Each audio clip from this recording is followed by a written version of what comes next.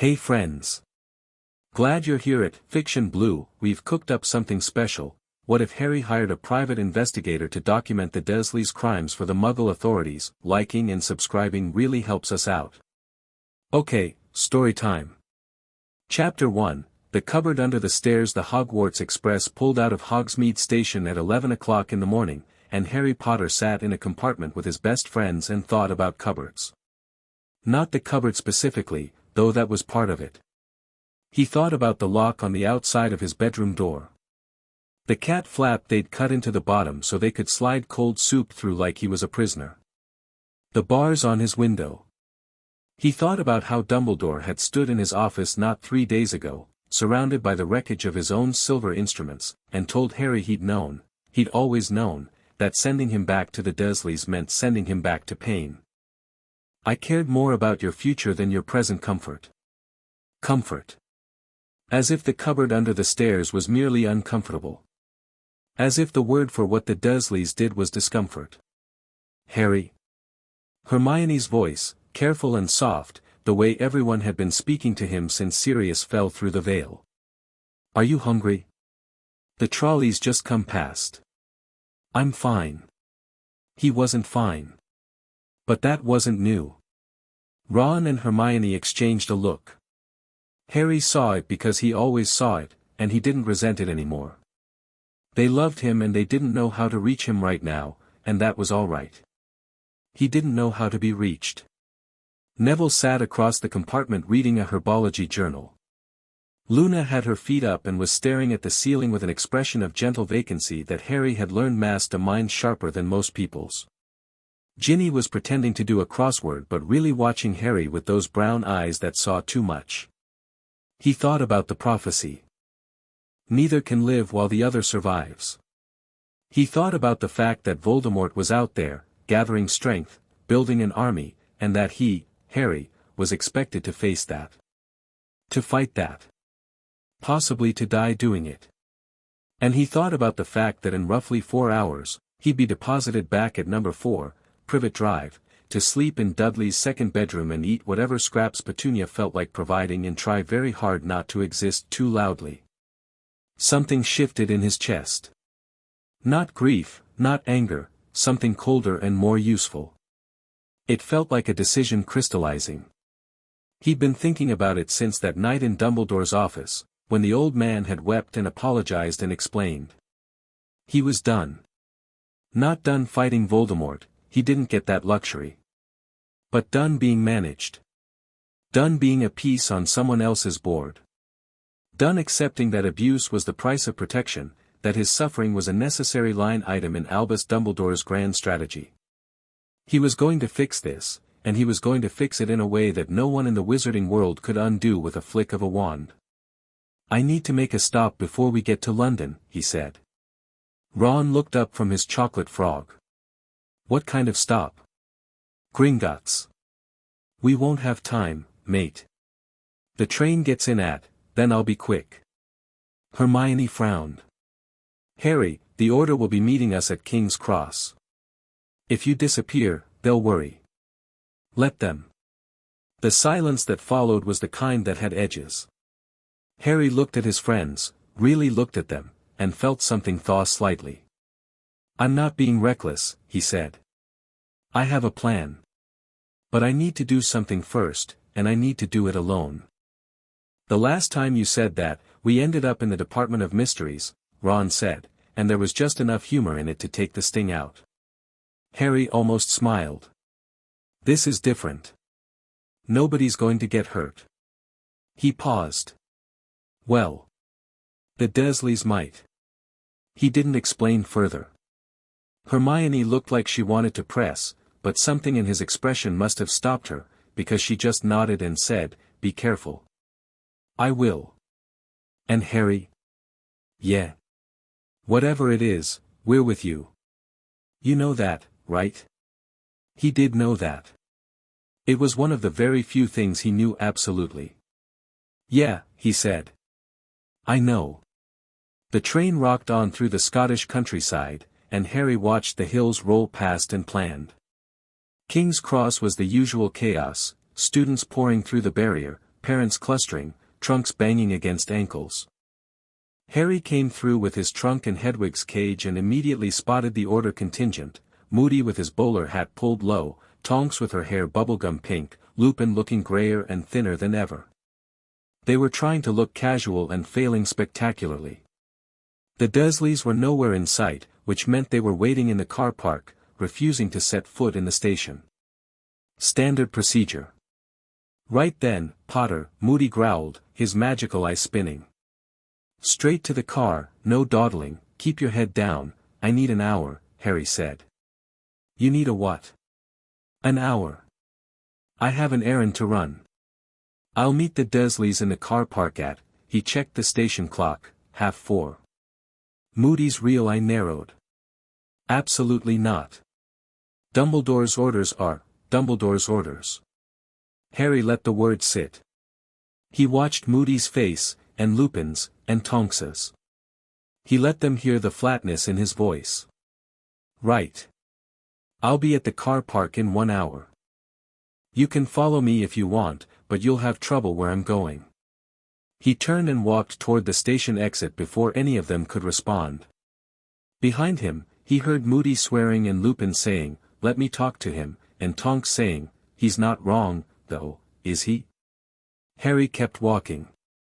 The June sun hit his face as he stepped outside and he angled toward the tube station, moving fast, his trunk shrunk to pocket size with a charm Hermione had taught him in 4th year and Hedwig's cage left with Ron. Anyone following him into the Muggle underground system was going to have a very confusing time. He took the Northern Line to Bank and changed to the Central Line, then surfaced at Holborn and walked the rest of the way to Diagon Alley. The Leaky Cauldron was nearly empty in the mid-afternoon lull. Tom the barkeeper nodded at him and Harry nodded back and went straight through to the courtyard, tapped the bricks, and stepped into the alley. Gringotts was cool and quiet and smelled like old stone and money. Harry walked up to the nearest available goblin and said, I need to access my vault and I need to convert a significant sum to Muggle currency. Pounds sterling. The goblin peered down at him. Key. Harry produced it. How significant a sum, Mr. Potter? Harry had thought about this on the train. He'd thought about it quite carefully. 5,000 galleons, he said, converted at the current exchange rate. The goblin's eyebrows rose fractionally. 5,000 galleons was roughly 25,000 pounds, give or take. Harry had done the math using the conversion rate printed in a pamphlet Hermione had once shown him. That can be arranged. There is a conversion fee of, that's fine. 20 minutes later, Harry walked out of Gringotts with a Muggle bank draft for 24,612 pounds in his pocket and a lighter feeling in his chest that he didn't entirely trust but didn't want to dismiss either. He also carried 2,000 galleons in a moleskin pouch tied to his belt, because a wizard should have wizard money too. He went back through the Leaky Cauldron, back into Muggle London, and found a branch of Barclays on High Holborn where he opened an account using his Hogwarts letter as proof of identity. It wasn't ideal, but a confundus charm on the bank clerk smoothed things along nicely. Harry felt a flicker of guilt about that, then decided he was done feeling guilty for surviving. He deposited the draft, kept £500 in cash, and asked the clerk for a checkbook. Then he walked out into the late afternoon sun and found a payphone. He'd found the number in a London phone directory at the King's Cross W.H. Smith while pretending to browse magazines. There were dozens of listings under Private Investigators and Inquiry Agents, and Harry had zero idea how to choose one. So he'd gone with instinct, the same instinct that told him when to pull up on his broom, when to trust a stranger, when to dodge. The listing read, Whitford Investigations, Discreet Professional Inquiry Services, M. Whitford, Former Metropolitan Police. The phone rang 4 times. 5. 6. Harry was about to hang up when someone answered. Whitford. The voice was rough, London accented, tired. A man who answered his own phone. Mr. Whitford, my name is Harry Potter. I'd like to hire you. A pause. How old are you, son? 15. Nearly 16. A longer pause. I don't generally take clients who can't legally enter a contract. I can pay you in cash, up front, and the case involves a child being abused by his legal guardians. The child is me. The silence this time was different. Harry could almost hear the man thinking. Where are you? Malcolm Whitford asked. Central London. Near Holborn. There's a cafe on Lamb's Conduit Street. Baretti's. You know it? I can find it. I'll be there in 20 minutes. Order whatever you want, I'll cover it. I can cover my own food, Mr. Whitford. He was in his mid-50s, Harry guessed, with grey hair cut short and a face that looked like it had been assembled from spare parts, a nose broken at least once, a jaw that belonged on someone bigger, deep-set eyes the color of builder's tea. He wore a raincoat over a shirt and tie, and he moved like a man who'd spent decades walking into rooms and assessing threats. His eyes found Harry immediately. They swept over him, the too large clothes, the glasses held together with tape, the thinness of his wrists, and something shifted in his expression. It was there and gone in a second, but Harry caught it because he'd spent his whole life reading faces for danger. Malcolm Whitford had looked at Harry and seen something that made him angry. He crossed the cafe, sat down across from Harry, and put a small notebook on the table. No recorder, Harry noticed. Not yet. Harry Potter, he said. And another of whatever he's having. He looked at Harry's sandwich. You eat like you haven't seen food in a week. The food at my school's actually quite good. It's home that's the problem. Malcolm didn't flinch, but his gaze sharpened. Right. Tell me. Harry had rehearsed this. He'd spent the entire train ride working out what he could say and what he couldn't. The truth about magic was obviously off limits. But the truth about the Dursleys, that didn't need magic to be damning. I've lived with my aunt and uncle since I was 15 months old, he said. My parents died in an accident. There was no one else to take me, so I was left with my mother's sister. Petunia Dursley. Her husband is Vernon. They have a son, Dudley, my age. Left by whom? Social services? No. A family friend. It was done privately. Malcolm's pen was moving.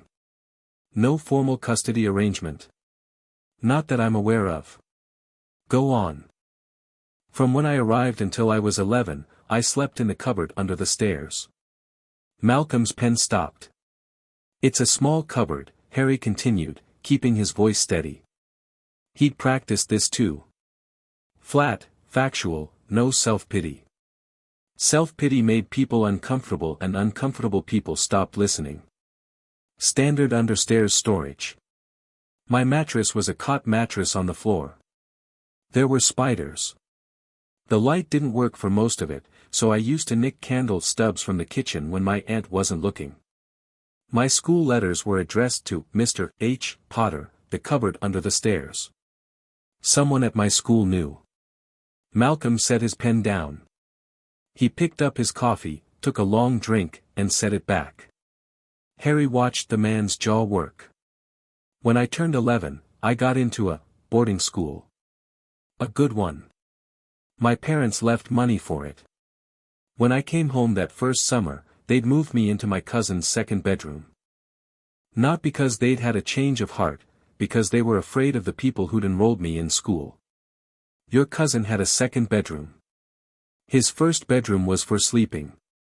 The second was for all the toys that didn't fit in the first. I counted them once, 37 birthday presents in 1 year.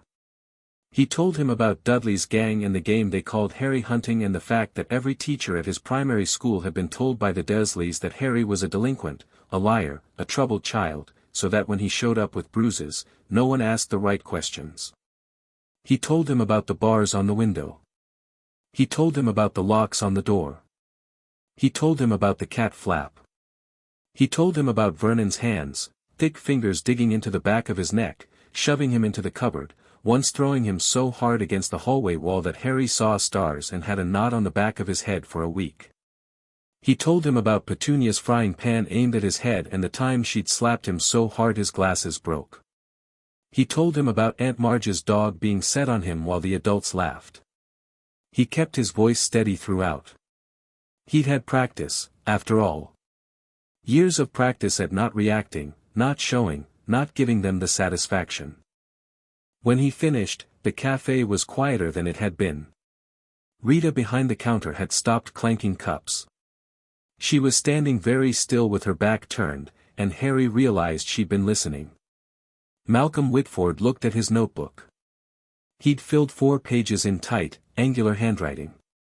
He looked back at Harry. "I left the Metropolitan Police 6 years ago," he said.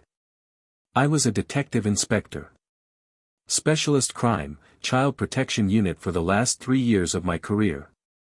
I've heard a lot of children tell me about a lot of terrible things done to them." He tapped his pen against the notebook. "2 things I notice. First, you're not embellishing. Kids who make things up add details to make you feel sorry for them. You're doing the opposite, you're minimizing. That tells me the reality was worse than what you're saying." Harry said nothing. "Second, you're not asking me if I believe you. Which means either you don't care, or you're so used to not being believed that you've stopped expecting it." Harry said nothing to that either, because Malcolm Whitford had just put his finger on something Harry hadn't known was there, and he needed a second. "I believe you," Malcolm said. "And I'm going to take your case. My daily rate is £200 plus expenses. I'll need a retainer of 1,000 up front. But before we talk about money, I want to ask you something." "Ask. What do you want out of this?" "Because there's a spectrum. At one end, you want documentation, a record that this happened, for your own peace of mind or for leverage. At the other end, you want prosecution. Criminal charges. Your aunt and uncle in a courtroom. Which end are we closer to?" Harry picked up his tea and took a drink. It was lukewarm. He didn't mind. "I want them prosecuted," he said. "I want it documented so thoroughly that no one can make it go away. I want it in the system, official, legal, permanent. I want a file with my name on it that says what happened, and I want that file to be in the hands of people who can act on it. Police. Social services. Courts. All of it." Malcolm studied him. "You understand that prosecution means you'll be involved. Interviews, possibly testimony. It's not pleasant, even when you're the victim. I've had worse." "I don't doubt it." Malcolm closed his notebook. "There are things I can start on immediately. School records from your primary school, which was it?" "St. Gregory's. In Little Whinging, Surrey. Medical records. If your aunt and uncle never took you to a doctor, and I'm guessing they didn't, never. Not once. Then the absence of records is itself evidence. A child in the care of guardians with no medical history at all. No vaccinations, no GP visits, no dental. That's neglect on paper.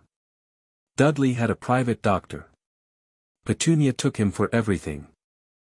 A sniffle and she was on the phone. Malcolm's pen was moving again. "The school your cousin attended, same one. Smelting's Academy. Privet. Vernon's old school. They sent Dudley there and told everyone I was going to St. Brutus's Secure Center for Incurably Criminal Boys." Malcolm looked up. "That's a real place?" "No. They made it up. Told the whole neighborhood. It was their explanation for why I was gone most of the year. They said I'd been sent away because I was dangerous. So they defamed you to your neighbors and community as a cover story." "Yes. That's, actually quite useful, from an investigative standpoint. It means we can interview neighbors. If they all tell the same story about you being a criminal delinquent, it establishes a pattern of lies told by your aunt and uncle. And if anyone contradicts the story, if anyone noticed you were a normal kid being treated like dirt, that's corroboration." Harry felt something unfamiliar. It took him a moment to identify it. It was the feeling of being taken seriously by a competent adult who intended to do something about it. He'd had that feeling with Sirius, sometimes. Briefly, like sunlight through clouds. "There's something else," Harry said. He pulled out a Barclays checkbook and wrote a check for £2,000. He tore it out and slid it across the table. "Double your retainer. I want this done fast and I want it done right." Malcolm looked at the check. "Where did a 15-year-old get this kind of money?" "My parents left me an inheritance. It's held in trust until I'm 17, but I have access to a certain amount for expenses. My school manages it."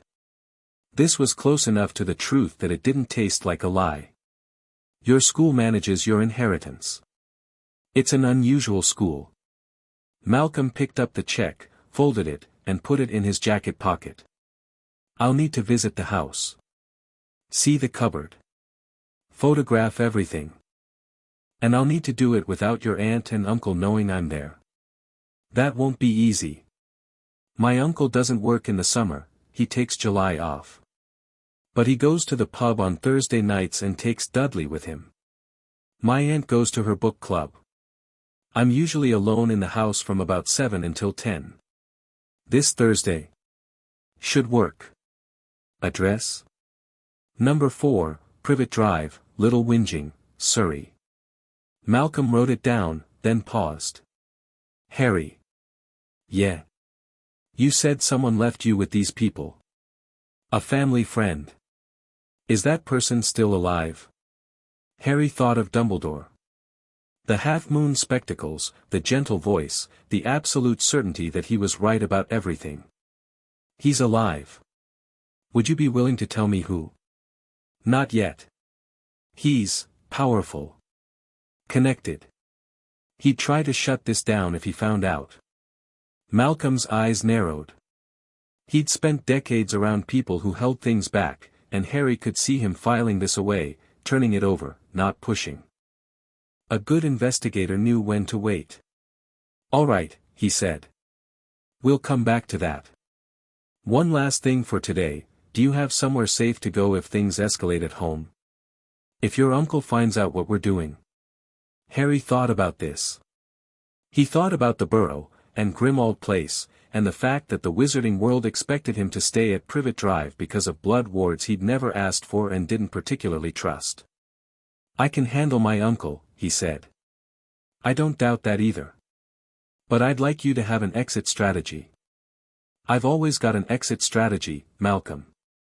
The older man looked at him for a long moment, then nodded. He reached into his raincoat and produced a card, plain white, his name and number, nothing else. "Any time of day or night," he said. "You call me. Not just about the case. If something happens, if things get bad, if you need someone to come get you. I don't care if it's 3 in the morning.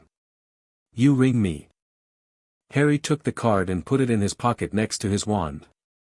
"Thank you. Don't thank me yet. Thank me when they're in court." They shook hands. Malcolm's grip was firm and dry and his hand engulfed Harry's completely, and Harry thought, this is what it's supposed to feel like. An adult, doing their job, on your side. He left the cafe and walked back toward King's Cross in the long June evening, and the city moved around him, buses, taxis, pedestrians, pigeons, all of it blind and busy and wonderfully, beautifully Muggle. No one looked at his scar. No one whispered his name.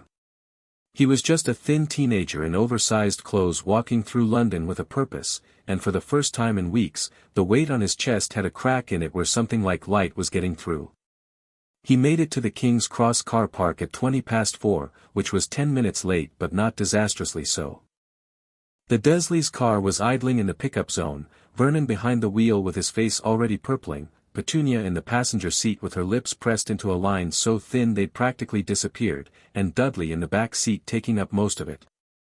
Moody was nowhere in sight, but Harry spotted Tonks leaning against a pillar about 30 meters away, disguised as a bored-looking young woman reading a newspaper. Their eyes met briefly. Harry gave her the smallest possible nod. She didn't nod back, but her hair shifted from pink to red, which Harry interpreted as either concern or irritation. He got in the car. "You're late," Vernon said. "Yes." "Don't yes me, boy. Where the hell have you been?" "We've been sitting in this car park for 20 minutes paying for parking we shouldn't have to pay for, then you shouldn't have come early." Vernon's neck went red. Harry watched it happen with clinical interest, the way you'd watch a weather pattern develop. Neck red, then face red, then ears purple. The Vernon Dursley color chart of impending eruption. "Listen here, I'm going to be very clear," Harry said, and something in his voice made Vernon stop. "I'll be staying with you for the summer. I won't cause trouble. I won't do anything abnormal.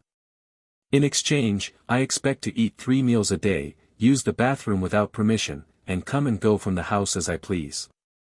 That's not a negotiation." Vernon stared at him in the rearview mirror. Petunia twisted around in her seat. Even Dudley looked up from his Game Boy. "And if I say no?" Vernon asked, his voice low and dangerous. Harry met his uncle's eyes in the mirror. "Then things will go very badly for you, and very publicly, and very soon." There was a silence in the car that felt like the moment before a thunderclap. Harry held Vernon's gaze and didn't blink. He'd faced Voldemort. He'd faced a basilisk, and a dragon, and 100 Dementors. Vernon Dursley was a man who hit children. Harry was not afraid. Vernon looked away first. "Ungrateful," he muttered, and put the car in gear. "After everything we've done for you." "Yes," Harry said quietly, settling back in his seat. "Everything you've done." They drove to Little Whinging in silence. Privet Drive was exactly as he'd left it. Identical houses, identical lawns, identical cars in identical driveways. Number 4 had petunias in the window boxes, Aunt Petunia's little joke that no one found funny, and the front path was freshly swept and the door was freshly painted and everything about it screamed normal, decent, nothing to see here. Harry went inside, carried his trunk up to Dudley's second bedroom, and shut the door. The room was smaller than he remembered, or maybe he was bigger. The bed was the same, Dudley's old one, springs shot, mattress sagging. The desk was the same, scratched, too small. The wardrobe was the same, half of it still full of Dudley's broken toys that no one had bothered to clear out. But the locks were gone from the outside of the door. Harry checked. 3 sets of screw holes where the bolts had been, hastily filled with wood filler and painted over. Vernon must have removed them after the Weasleys' visit, or after the Order's threat at King's Cross last year. Either way, the holes were still there under the paint. You could feel them if you ran your fingers over the door. Malcolm would want to see those. Harry sat on the bed and pulled out the card Malcolm had given him. He turned it over in his fingers. Then he pulled out his wand and cast a quiet charm, one of the useful household ones that Flitwick had demonstrated in class and that most students ignored, that made the card's text visible only to him. Just in case. Then he lay back on the bed and stared at the ceiling and thought about what came next. Thursday. 3 days away. Malcolm would come, see the house, photograph the cupboard. He'd start pulling records. He'd start talking to people. The machinery of Muggle justice would begin to turn, slowly, grinding fine, and there would be nothing anyone with a wand could do to stop it, because it would be happening in a world they didn't understand and couldn't control. Dumbledore could protect Harry from Voldemort. He could put up wards and set guards and arrange safe houses. But could he stop a Surrey County Council social worker with a clipboard? Could he obliviate an entire police department? Could he make a court file disappear from a system he didn't even know existed? Harry smiled at the ceiling. It was not a particularly nice smile. Downstairs, he could hear the television, Dudley watching something, the volume up too high as always. He could hear Petunia in the kitchen, the tap running, the clink of dishes. He could hear Vernon in the living room, the rustle of a newspaper, the occasional grunt of disapproval at the state of the world. The sounds of a house that looked normal from the outside. 3 days. The next morning, Harry went downstairs at 7 and made himself breakfast. Not the Dursleys' breakfast, his own. He cooked eggs and toast and bacon and sat at the kitchen table and ate while Petunia hovered by the counter looking scandalized, as if a nephew feeding himself was a personal affront. "I didn't say you could use the stove," she said. "You used to make me cook for the whole family when I was 8, Aunt Petunia. I think I can manage eggs." She opened her mouth, closed it, and turned away. Harry ate his breakfast and drank his tea and washed his plate and went back upstairs. He spent the morning writing a letter. Not to Ron or Hermione, he'd write to them later, careful letters that said enough to reassure and not enough to alarm. This letter was to himself. He sat at the desk with a Muggle notebook he'd bought at King's Cross and a ballpoint pen, and he wrote down everything. Every incident he could remember, in as much detail as he could manage, with approximate dates where possible. He wrote about the cupboard. He wrote about the food. He wrote about the locks and the bars and the cat flap. He wrote about being told his parents were drunks who died in a car crash. He wrote about Dudley and his gang. He wrote about every time Vernon's hand had connected with the back of his head, every time he'd been thrown into the cupboard, every time the door had locked behind him and the darkness had closed in. He wrote about the Christmas when he'd received a 50-pence piece and a tissue. He wrote about the birthday he'd spent cleaning the bathroom while Dudley had a party in the garden with 20 friends and a bouncy castle. He wrote about the time he'd accidentally turned his teacher's wig blue and had been locked in the cupboard for a week with nothing but bread and water. He wrote about being 5 years old and asking Aunt Petunia why he didn't have a mummy and daddy and being slapped and told not to ask questions. He filled 23 pages. His hand ached by the end. Some of it he'd never told anyone, not Ron, not Hermione, not Sirius, not Dumbledore. Some of it he'd barely admitted to himself, because admitting it meant it was real, and if it was real, then someone should have done something, and if someone should have done something and no one did, then what? Then you hire someone who will. He put the notebook in his trunk and locked it, then cast a notice me not charm on the trunk for good measure. Dumbledore had told him not to do magic outside school, but Dumbledore had also told him the Dursleys were a necessary living arrangement, and Harry had decided that Dumbledore's opinions on what was necessary carried rather less weight than they used to. The trace, he knew, detected magic in the vicinity of an underage witch or wizard, but it couldn't identify who cast the spell. In a house with no other magical people, any magic would be assumed to be his. But a few low-level household charms. The Ministry had bigger problems right now. And if they sent him another letter, he'd frame it and hang it on the wall. That afternoon, an owl arrived. Large, official-looking, with a Hogwarts seal on the envelope. Harry recognized Dumbledore's handwriting immediately. "Dear Harry, I trust you arrived safely at your aunt and uncle's home. I understand the events of recent days have been deeply painful, and I wish I could offer more comfort than words on parchment. I must ask that you remain at number 4 for the duration of the summer. The protections there are more vital now than ever, with Voldemort's return confirmed. Your safety depends on them. I will come to collect you myself before the start of term. In the meantime, I have arranged for members of the Order to maintain a watch on Privet Drive. You are not alone, Harry, even when it feels that way. With my deepest regards, Albus Dumbledore." Harry read it twice. Then he turned it over and wrote on the back, "I'm handling it." He tied it to the owl's leg and watched it fly away. Was that petty? Maybe. Was it satisfying? Absolutely. There was something deeply gratifying about reducing the greatest wizard of the age to a 3-word brush-off. Dumbledore would read it and worry, and for once, Harry found he didn't care. Let Dumbledore worry. Dumbledore should have worried 15 years ago, when he'd left a baby on a doorstep in November. The rest of the day passed in a kind of tense normalcy. Harry stayed in his room. The Dursleys pretended he didn't exist.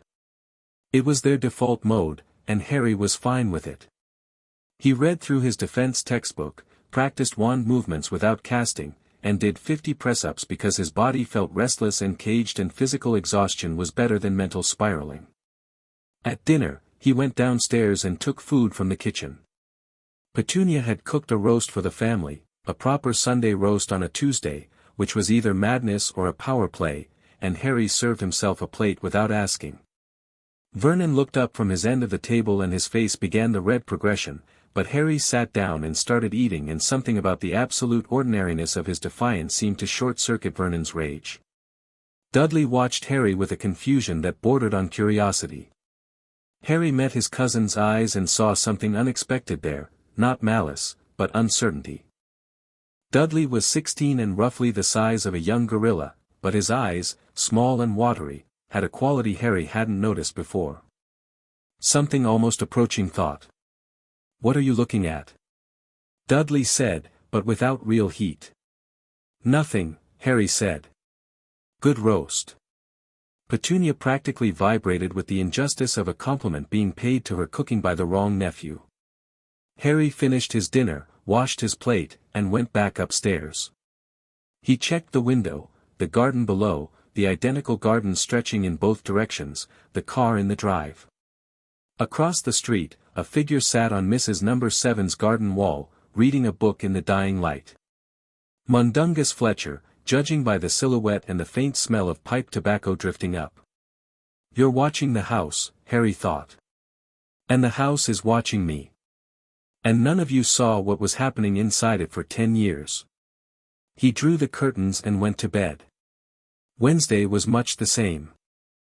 Harry occupied himself with preparation, finalizing his written account, making notes on things Malcolm should look for in the house, thinking through the logistics of getting Malcolm inside and out without the order guard noticing. That last part was the tricky bit. The order maintained a rotating watch on number 4, and while most of them were spectacularly bad at Muggle surveillance, Mundungus had fallen asleep twice in 2 days and Hestia Jones kept staring at street lamps like she'd never seen one. They were still witches and wizards who could spot someone approaching the house. Harry's solution was simple. On Thursday evening, after the Dursleys left, he'd walk to the end of Privet Drive, cross through the park to Magnolia Crescent, and make a phone call from the box outside the corner shop. He'd give Malcolm the all-clear, then walk back. Malcolm would arrive by car, park on Wisteria Walk, the street behind Privet Drive, and come through the back garden. The order guard, stationed at the front, wouldn't see a thing. It wasn't foolproof. Moody's magical I could see through walls. But Moody wasn't on every shift, and Harry had been studying the rotation. Thursday evenings were usually Tonks or Mundungus. Tonks was good, but she watched the front of the house and the street. Mundungus barely watched anything. By Wednesday evening, Harry was as ready as he could be.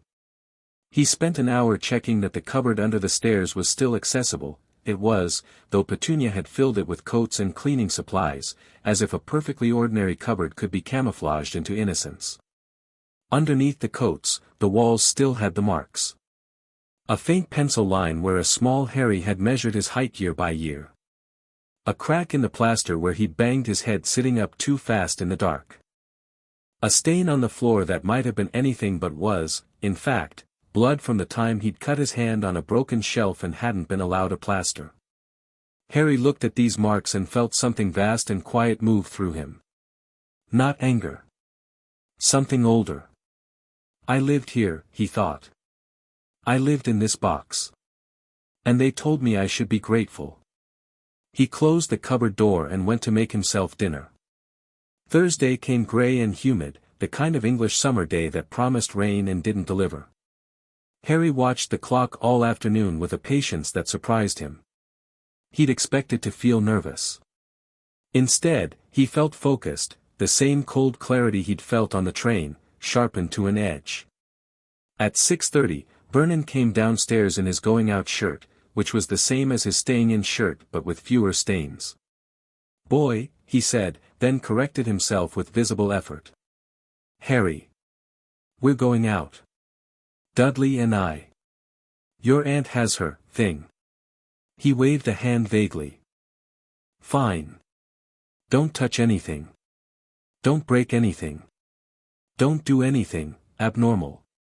Yes. Have a nice evening, Uncle Vernon. Vernon grunted and collected Dudley, who had to be physically extracted from the sofa, and Petunia gathered her handbag and her book club book, which Harry noticed was a celebrity autobiography, meaning Petunia's book club was as fraudulent as the rest of her life, and by 7:10, the house was empty. Harry moved fast. He checked the front window. The order guard was, he squinted. Mundungus. Sitting in Mrs. Figg's front garden across the street, half hidden behind a bush, and if Harry wasn't mistaken, already nodding off. Perfect. He went out the back door, through the garden, over the low fence, across the Pocus's garden. They were on holiday. Harry had heard Petunia complain about it, and came out on Magnolia Crescent without passing through the front of the house at all. He walked to the phone box, dropped coins in, and dialed. Whitford. It's Harry. They're gone. Come to Wisteria Walk, that's the street directly behind Privet Drive. I'll meet you at the end of the alley between numbers 8 and 10. I'm already in Little Whinging. I'll be there in 5 minutes. Harry blinked. You're already here. I've been here since Monday, Harry. I like to see the environment before I enter it. Nice neighborhood. Very clean. Very quiet. Everyone minds their own business, which is either good manners or collective denial. I'll be interested to find out which. Harry hung up and walked to the alley. Malcolm's car appeared 4 minutes later, a nondescript grey Vauxhall that looked like every third car in Surrey. He parked, got out, and crossed to where Harry was waiting. He was carrying a black holdall. Show me, he said. They went through the back garden, in through the kitchen door, and Harry led Malcolm Whitford into number 4, Privet Drive. Malcolm didn't speak for the first few minutes. He moved through the house with the practiced ease of someone who'd done this hundreds of times, entered homes where terrible things had happened and looked for the proof. He carried a camera, a small tape recorder, and a measuring tape, and he used all three with quiet efficiency. He started with the cupboard. Harry opened the door and stepped back. Malcolm crouched down, peered inside, and went very still. The pencil marks on the wall, Harry said. Those are mine. I measured myself every year on my birthday. Malcolm took a photograph. The flash lit up the inside of the cupboard in harsh white, and for a second Harry saw it the way Malcolm must be seeing it, the tiny space, the low ceiling, the bare floor where a mattress had been, the marks on the walls made by a child who'd had nothing else to do in the dark. Malcolm took 6 more photographs. He measured the cupboard, 32 inches wide, 78 inches long, 4 feet high at the tallest point. He recorded these measurements on tape along with a murmured description. Then he backed out and stood up and looked at Harry with an expression that was carefully, professionally neutral, except for his eyes, which were not neutral at all. How old were you the last time you slept in here? 11. Almost 11. They moved me out just before my school letter came. Actually, because of my school letter. It was addressed to the cupboard. I think they panicked. The letter was addressed to the cupboard under the stairs. Yes. And the school, your boarding school, sent that letter knowing you were sleeping in a cupboard, and still sent you back here every summer. Harry hadn't thought about it that way before. He opened his mouth, closed it, and felt something shift inside him, a piece of the puzzle rotating into a new position. Yes, he said. They did. Malcolm wrote something in his notebook, underlining it twice. I'll want to talk about the school eventually, he said. But not tonight. Show me the bedroom. They went upstairs. Malcolm photographed Dudley's second bedroom, the broken toys, the battered furniture, the bed with its ruined mattress. He photographed the door, running his fingers over the filled screw holes. These are from locks, he said. It wasn't a question. 3 padlocks and a deadbolt. And a cat flap at the bottom. Harry pointed to the painted-over rectangle near the floor. For food. Malcolm crouched and examined it. He peeled a tiny corner of paint back with a thumbnail, revealing the outline of the flap beneath. He photographed it. His jaw was working again, that grinding motion Harry had noticed at the cafe. When was this? Summer before my second year.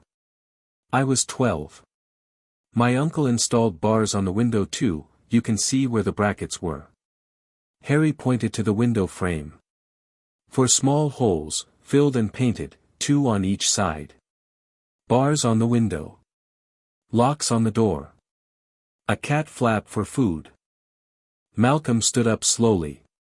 Harry, that's not abuse. That's imprisonment. I know.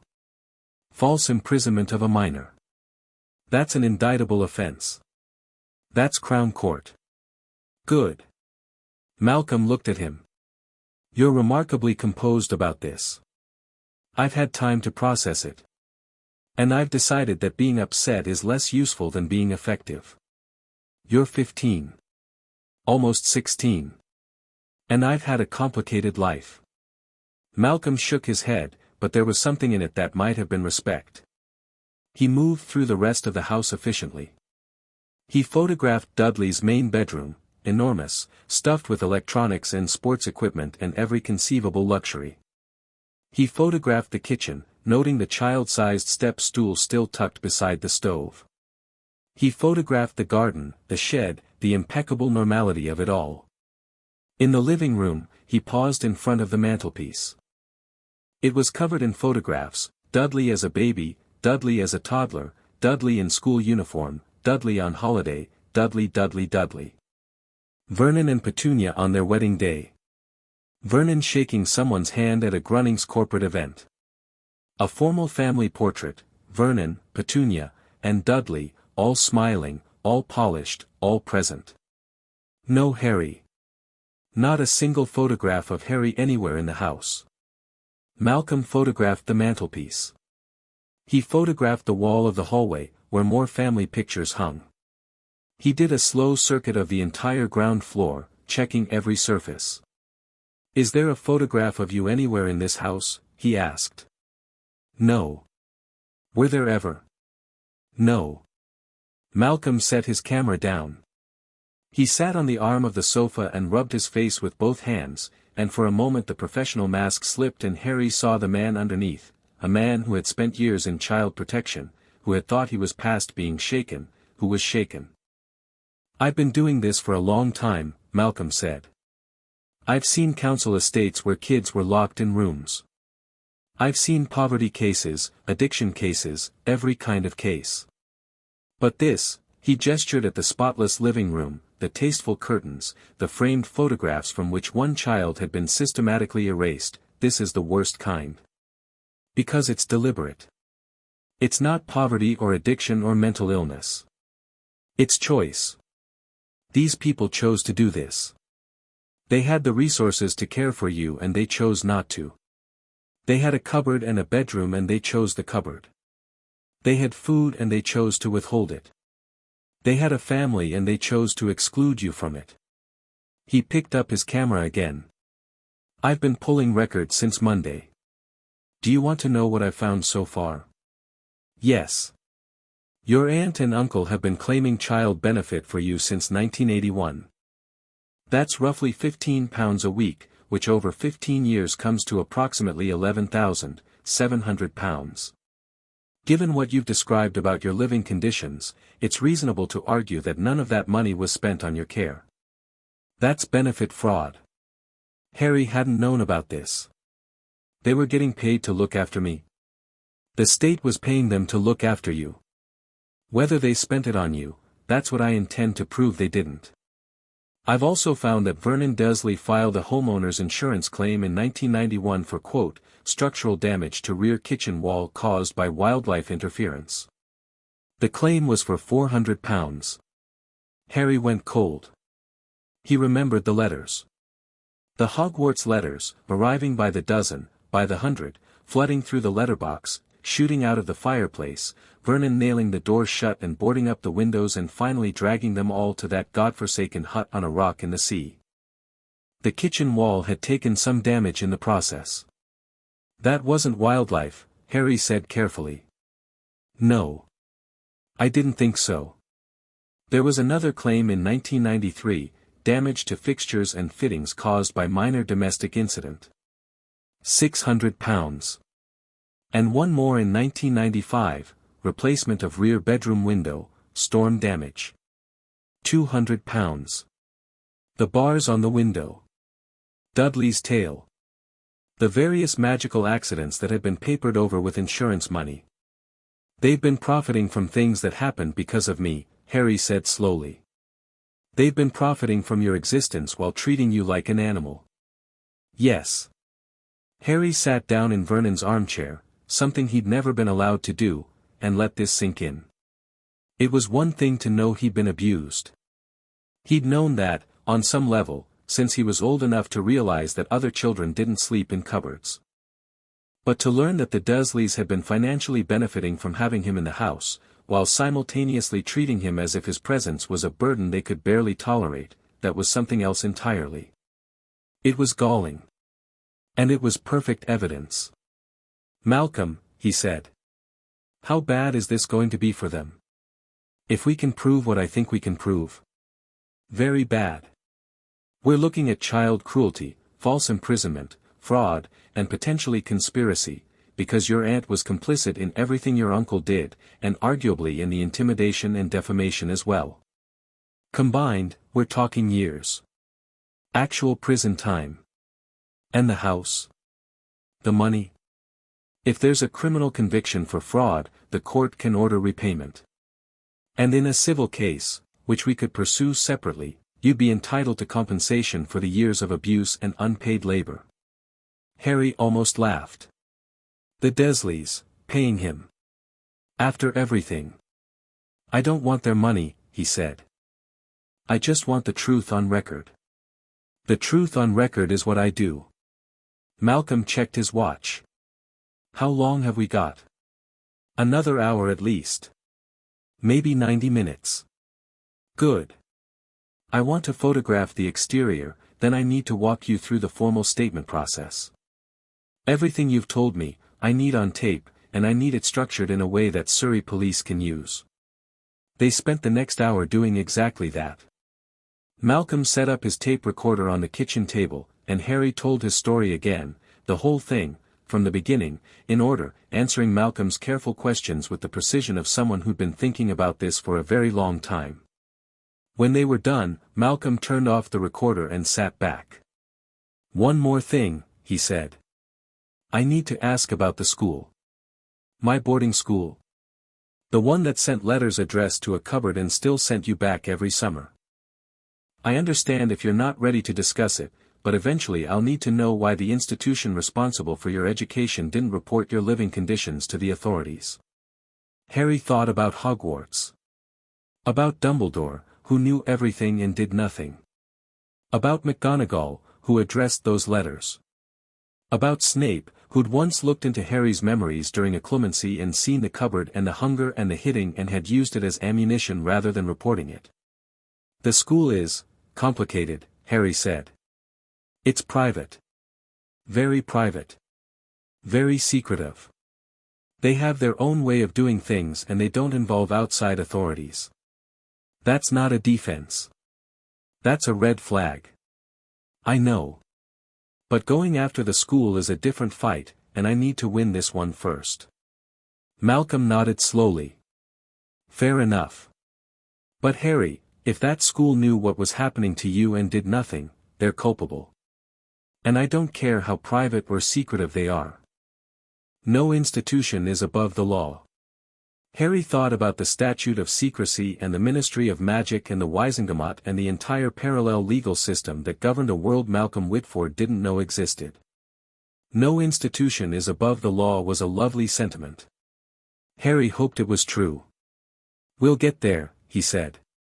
Malcolm packed up his equipment. Harry walked him back through the garden, and they stood for a moment in the alley on Wisteria Walk in the gathering dark. I'll have a preliminary report ready in 2 weeks, Malcolm said. School records, benefit records, insurance claims, and a canvass of the neighbors, though I'll be careful about that. I don't want to alert your aunt and uncle. Be careful with the neighbors in particular. There's an elderly woman on the street, Mrs. Figg, at number 12. She's connected to the people who placed me with the Dursleys. She's been watching the house for years. Malcolm's eyebrows shot up. Watching the house. Keeping an eye on me. Supposedly. While you were sleeping in a cupboard and being used as slave labor. Yes. Malcolm said a word that Harry had heard from Ron but never from an adult professional in a raincoat. Then he shook his head, opened his car door, and looked back. Harry. Yeah. You're the bravest kid I've ever met. And I've met a lot of kids in bad situations. I'm not brave. I'm just tired of waiting for someone else to fix it. That's the same thing, son. He got in the car and drove away. Harry stood in the alley for a moment, listening to the engine fade, then turned and went back through the gardens to number 4. He was sitting in his room with the lights off when the Dursleys came home. He heard Vernon's heavy tread on the stairs, Dudley's heavier tread, Petunia's sharp footsteps. Doors opening and closing. The house settling into its nighttime routine. Harry lay in the dark and thought about Malcolm Whitford's face when he'd seen the cupboard. The way the professional mask had cracked. The anger underneath, real anger, adult anger, the kind that doesn't burn hot and fast but slow and steady, the kind that fuels action rather than explosion. Someone was angry on his behalf. Someone was going to do something about it. Not with a wand. Not with a spell. Not with a prophecy or a phoenix or a plan that required Harry to suffer for the greater good. With a camera and a tape recorder and a notebook full of evidence and the slow, grinding, unstoppable machinery of Muggle law. Harry closed his eyes. For the first time in weeks, since Sirius, since the prophecy, since the Department of Mysteries, he fell asleep without dreaming of the veil. He slept well. Outside, in the soft June dark, Mundungus Fletcher sat in Mrs. Figg's garden and noticed nothing at all. Chapter 2, Paper trails 2 weeks into summer, and Harry Potter had become a person the Dursleys didn't recognize. It wasn't dramatic. He hadn't hexed anyone or blown up any furniture or done anything that Vernon could point to and say, "See, the boy's a menace." It was subtler than that, and it unsettled them far more than any accidental magic ever had. Harry ate when he wanted. He cooked his own meals, cleaned up after himself, and left their food untouched. He came and went through the front door without asking permission, walking out in the morning and returning in the afternoon, and when Vernon demanded to know where he'd been, Harry looked at him with those green eyes and said, "Out," and that was the end of it. He was polite. That was the worst part, from the Dursleys' perspective. He said please and thank you and good morning, and he didn't rise to Vernon's provocations, and he didn't flinch when Petunia slammed cupboard doors near his head. He existed in their house the way a foreign diplomat exists in a host country, technically present, fundamentally ungovernable, operating under a different set of rules. Vernon hated it. Harry could see the confusion curdling into something dangerous behind his uncle's small eyes. The old Vernon would have grabbed Harry by the collar and thrown him into the cupboard, and that would have been the end of the discussion. But the old Vernon hadn't had members of a secret organization threatening him at King's Cross Station, and he hadn't seen the look in Harry's eyes when Harry had told him things will go very badly for you. So Vernon stewed. And Harry documented. The notebook was filling up. Harry wrote in it every evening, recording the day's events with the clinical precision Malcolm had taught him. Date, time, what happened, who was present, exact words spoken where possible.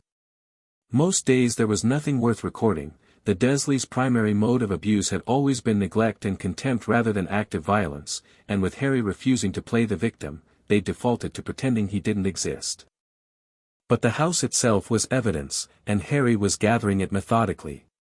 He photographed the cupboard again with a disposable camera he'd bought in the village, different angles, better light. He photographed the filled-in screw holes on his bedroom door and the painted-over cat flap. He photographed Dudley's 2 bedrooms and the contrast between them. He photographed the mantelpiece with its parade of Dudley and its absence of Harry. He also photographed something he'd found in the garden shed that he hadn't noticed before, or hadn't thought about before, which amounted to the same thing. Tucked behind the lawn mower, half hidden under a tarpaulin, was a box of Harry's baby clothes. He found them while looking for a screwdriver to tighten a loose hinge on his bedroom window. The box was damp and spider-webbed and contained a handful of infant onesies, a ratty blanket, and a small stuffed dog with one ear missing. Harry sat on the cold concrete floor of the shed and held the stuffed dog and tried to remember if he'd ever owned it. He couldn't. There was nothing before the cupboard, or if there was, the Dursleys had beaten it out of him. He photographed the box and its contents and put everything back exactly as he'd found it. Then he went inside and added a note to his journal, baby clothes stored in garden shed. Never given to me. Never mentioned. Blanket matches description of blanket I was wrapped in when left at front door, per information from school. Possible this is the only physical connection to my parents that the Dursleys didn't destroy. The pen left a groove in the page. He'd been pressing too hard. That evening, the post arrived, and with it came a letter that changed the shape of the summer. It was from Dumbledore. Not the first since Harry's 3-word reply, there had been 2 others, both gently urging Harry to stay put, both radiating the calm certainty of a man who believed patience would win, but this one was different. This one was an announcement. Dear Harry, I hope this letter finds you well. I write to inform you that I shall be arriving at number 4, Privet Drive on Friday the 12th of July at approximately 11 o'clock in the evening to collect you for the remainder of the summer. There is a matter I wish to discuss with you, and a visit I would like you to accompany me on. Please be packed and ready. Yours sincerely, Albus Dumbledore P.S. I do hope the Dursleys have been treating you reasonably. If not, I shall have words. Harry read the postscript 3 times. I shall have words. 15 years of a child in a cupboard, and Dumbledore's remedy was to have words. It was almost funny. He checked the date. The 12th was 10 days away. That gave Malcolm time to finish his preliminary report, and it gave Harry time to decide how much to tell Dumbledore and when. Because Dumbledore would find out eventually, the wizarding world would learn what Harry had done, and they would react, and Harry needed to be ready for that reaction. But not yet. Right now, the investigation was in its quiet phase, the phase where evidence accumulated in filing cabinets and records were pulled from dusty archives and the case built itself in the dark like a cathedral being constructed underground. Malcolm was doing the work. Harry's job was to stay alive, stay calm, and stay out of Malcolm's way. He wrote back to Dumbledore, a proper response this time, because strategy required it. Professor Dumbledore, I'll be ready on the 12th. The Dursleys are being the Dursleys. I'm fine. Harry short, unremarkable, giving nothing away. He sent it with Hedwig, who had been sulking in her cage for lack of letters to carry, and went to bed. The next morning, he called Malcolm from the phone box on Magnolia Crescent. I've been busy, Malcolm said, by way of greeting. Are you free to meet? I can be in London by noon. Not London. There's a pub in Guildford, the King's Head, on the High Street. Quieter than the city and closer to where I've been pulling records. I'll buy you lunch. I can buy my own lunch, Malcolm. I know you can. I'm buying it anyway. Old men like to buy lunch for people. It makes us feel useful. Harry smiled despite himself. Noon, then. He took the bus from Little Whinging to Guildford, a 40-minute ride through the Surrey countryside, all green fields and hedgerows and villages with names like Effingham and Ripley. The bus was half empty, just a few pensioners and a woman with a shopping trolley, and Harry sat at the back with his face turned to the window and felt something he almost didn't recognize. Normal. He felt normal. A teenager on a bus, going to meet someone, on a summer day. No wand, no scar, no prophecy. Just a boy on a bus. The King's Head was old and dark and smelled like beer and history. Malcolm was already there, tucked into a corner booth with a pint and a manila folder thick enough to brain someone with. Harry ordered a Coke and a ploughman's lunch and sat down across from him, and Malcolm opened the folder. "School records first," he said. "St. Gregory's Primary, Little Whinging. I requested your file under the Data Protection Act. Took some convincing, the school's been through 2 headmasters since you were there, but I got it." He slid a photocopy across the table. Harry looked at it and saw his own name at the top of a form, filled in with Petunia's careful handwriting. Name, Harry J. Potter. Date of birth, July 31, 1980. Guardian, Mrs. P. Dursley, aunt. Emergency contact, Mr. V. Dursley, uncle. Medical conditions, none known. Special needs, behavioral problems, see attached. Behavioral problems, Harry said flatly. The attached is a letter from your aunt to the school, dated September 1985. You'd have been 5 years old. It says, and I'm paraphrasing, that you're a disruptive influence, that you lie compulsively, that you have violent tendencies, and that any injuries you present with are self-inflicted or caused by fights you started with other children. It requests that the school handle disciplinary matters internally and not contact social services. Harry stared at the photocopy. 5 years old. He'd been 5 years old, and Petunia had gone to his school and preemptively poisoned every adult who might have helped him. The school complied, he asked. The school complied.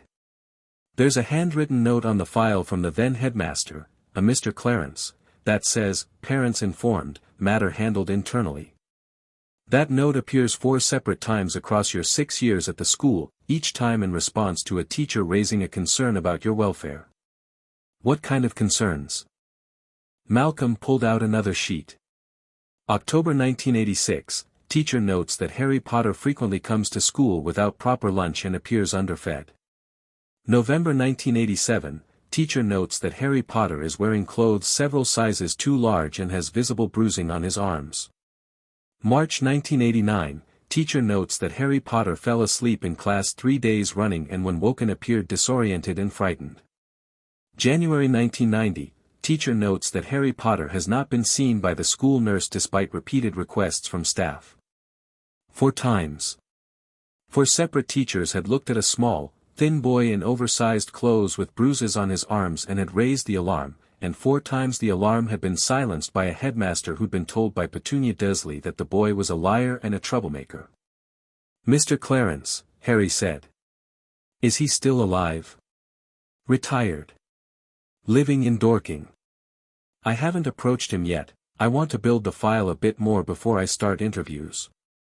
But he's on my list. What about the teachers? The ones who reported concerns. 2 of them have moved away. One's still teaching at St. Gregory's, a Mrs. Patterson. And one is deceased. Harry nodded. He picked up his Coke and took a drink and set it down carefully. His hand was steady. His hand was going to stay steady because he was going to make it stay steady. Medical records next, Malcolm said, his voice gentle in a way that suggested he'd noticed the hand. Or rather, the lack thereof. I contacted every GP surgery within 5 miles of Privet Drive. None of them have you on file as a patient. Not one. I also checked with the NHS Central Register, no national health number was ever issued in your name. Meaning what? Meaning that as far as the National Health Service is concerned, you don't exist. You've never been vaccinated. You've never seen a doctor. You've never had a dental checkup. You've never been to A&E, which, given the environment you've described, is borderline miraculous. Malcolm leaned forward. Your cousin, on the other hand, is registered with Dr. Pemberton's surgery in Little Whinging and has been since birth. Full vaccination record, regular checkups, 2 referrals to a dietitian, which clearly didn't take, and a private dental plan. Harry thought about the time he'd broken his wrist falling off the school roof. He'd been 8. He'd been running from Dudley's gang and had scrambled up a drain pipe and the pipe had given way and he'd fallen 12 feet onto concrete. His wrist had swelled up like a balloon and he'd gone to Petunia crying and she told him to stop being dramatic and sent him to his cupboard. The wrist had healed eventually, though it still ached in cold weather, and it had healed slightly crooked because no one had said it. He'd always assumed it had healed because of magic. Maybe it had. But no 8-year-old should have to rely on accidental magic to mend a broken bone. I also pulled the Dursleys' financial records, Malcolm continued, pulling a thick sheaf of papers from the folder. This took some doing. I've got contacts at HMRC from my police days, and a favor I called in at the DWP. What I've found is substantial. He laid out the papers. Harry leaned in. Child benefit payments. They've been claiming for 2 children since November 1981, Dudley Dursley and Harry Potter. Current rate is £11 and 5 pence per week for the first child and £7 and 30 pence for the second. Over the course of your placement, total child benefit claimed in your name comes to approximately £5,900. Higher than your first estimate. I was being conservative. There's also this. He pointed to a highlighted section.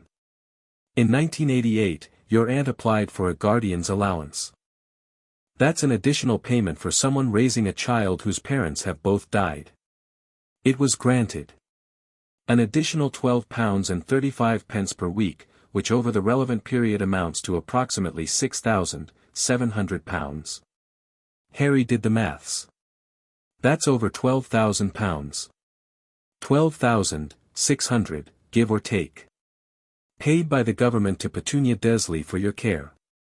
While you were sleeping in a cupboard, wearing your cousin's cast-offs, and going without medical attention. That's fraud. That's fraud. Clear, documentable, provable fraud. And it gets better, or worse, depending on your perspective. Malcolm pulled out another page. Vernon Dursley's tax returns show no declaration of the child benefit or guardian's allowance income. He's been underreporting. Now, technically, child benefit below a certain threshold doesn't need to be declared, but the guardian's allowance combined with his salary put him over the line. He's been underpaying tax for years. HMRC is going to love that. HMRC is going to eat him alive. But that's the financial side. Let me show you what I found with the insurance claims. Malcolm spread 3 photocopied claim forms across the table. Harry recognized Vernon's blocky handwriting on each one. Claim 1, 1991.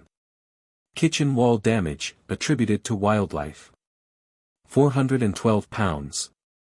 Claim 2, 1993. Interior damage, described as a domestic incident. £650. Claim 3, 1995. Window replacement, attributed to storm damage. £220. Total, £1,282. None of those were wildlife, domestic incidents, or storm damage, Harry said. I know. The question is what they actually were, and that's where you'll need to help me. Because if the real cause of the damage is something your aunt and uncle should have reported honestly, then these are fraudulent claims. And insurance fraud is taken very seriously. Harry thought about how to explain 100 Hogwarts letters blasting through the kitchen wall, an inflating ant floating over the back garden, and enchanted bars being ripped from a window by a flying car. He couldn't, obviously. Not without exposing the magical world. The damage was real, he said carefully. But the causes they gave were lies. The actual causes were, related to unusual events in the household that they didn't want to explain. Related to you? Indirectly.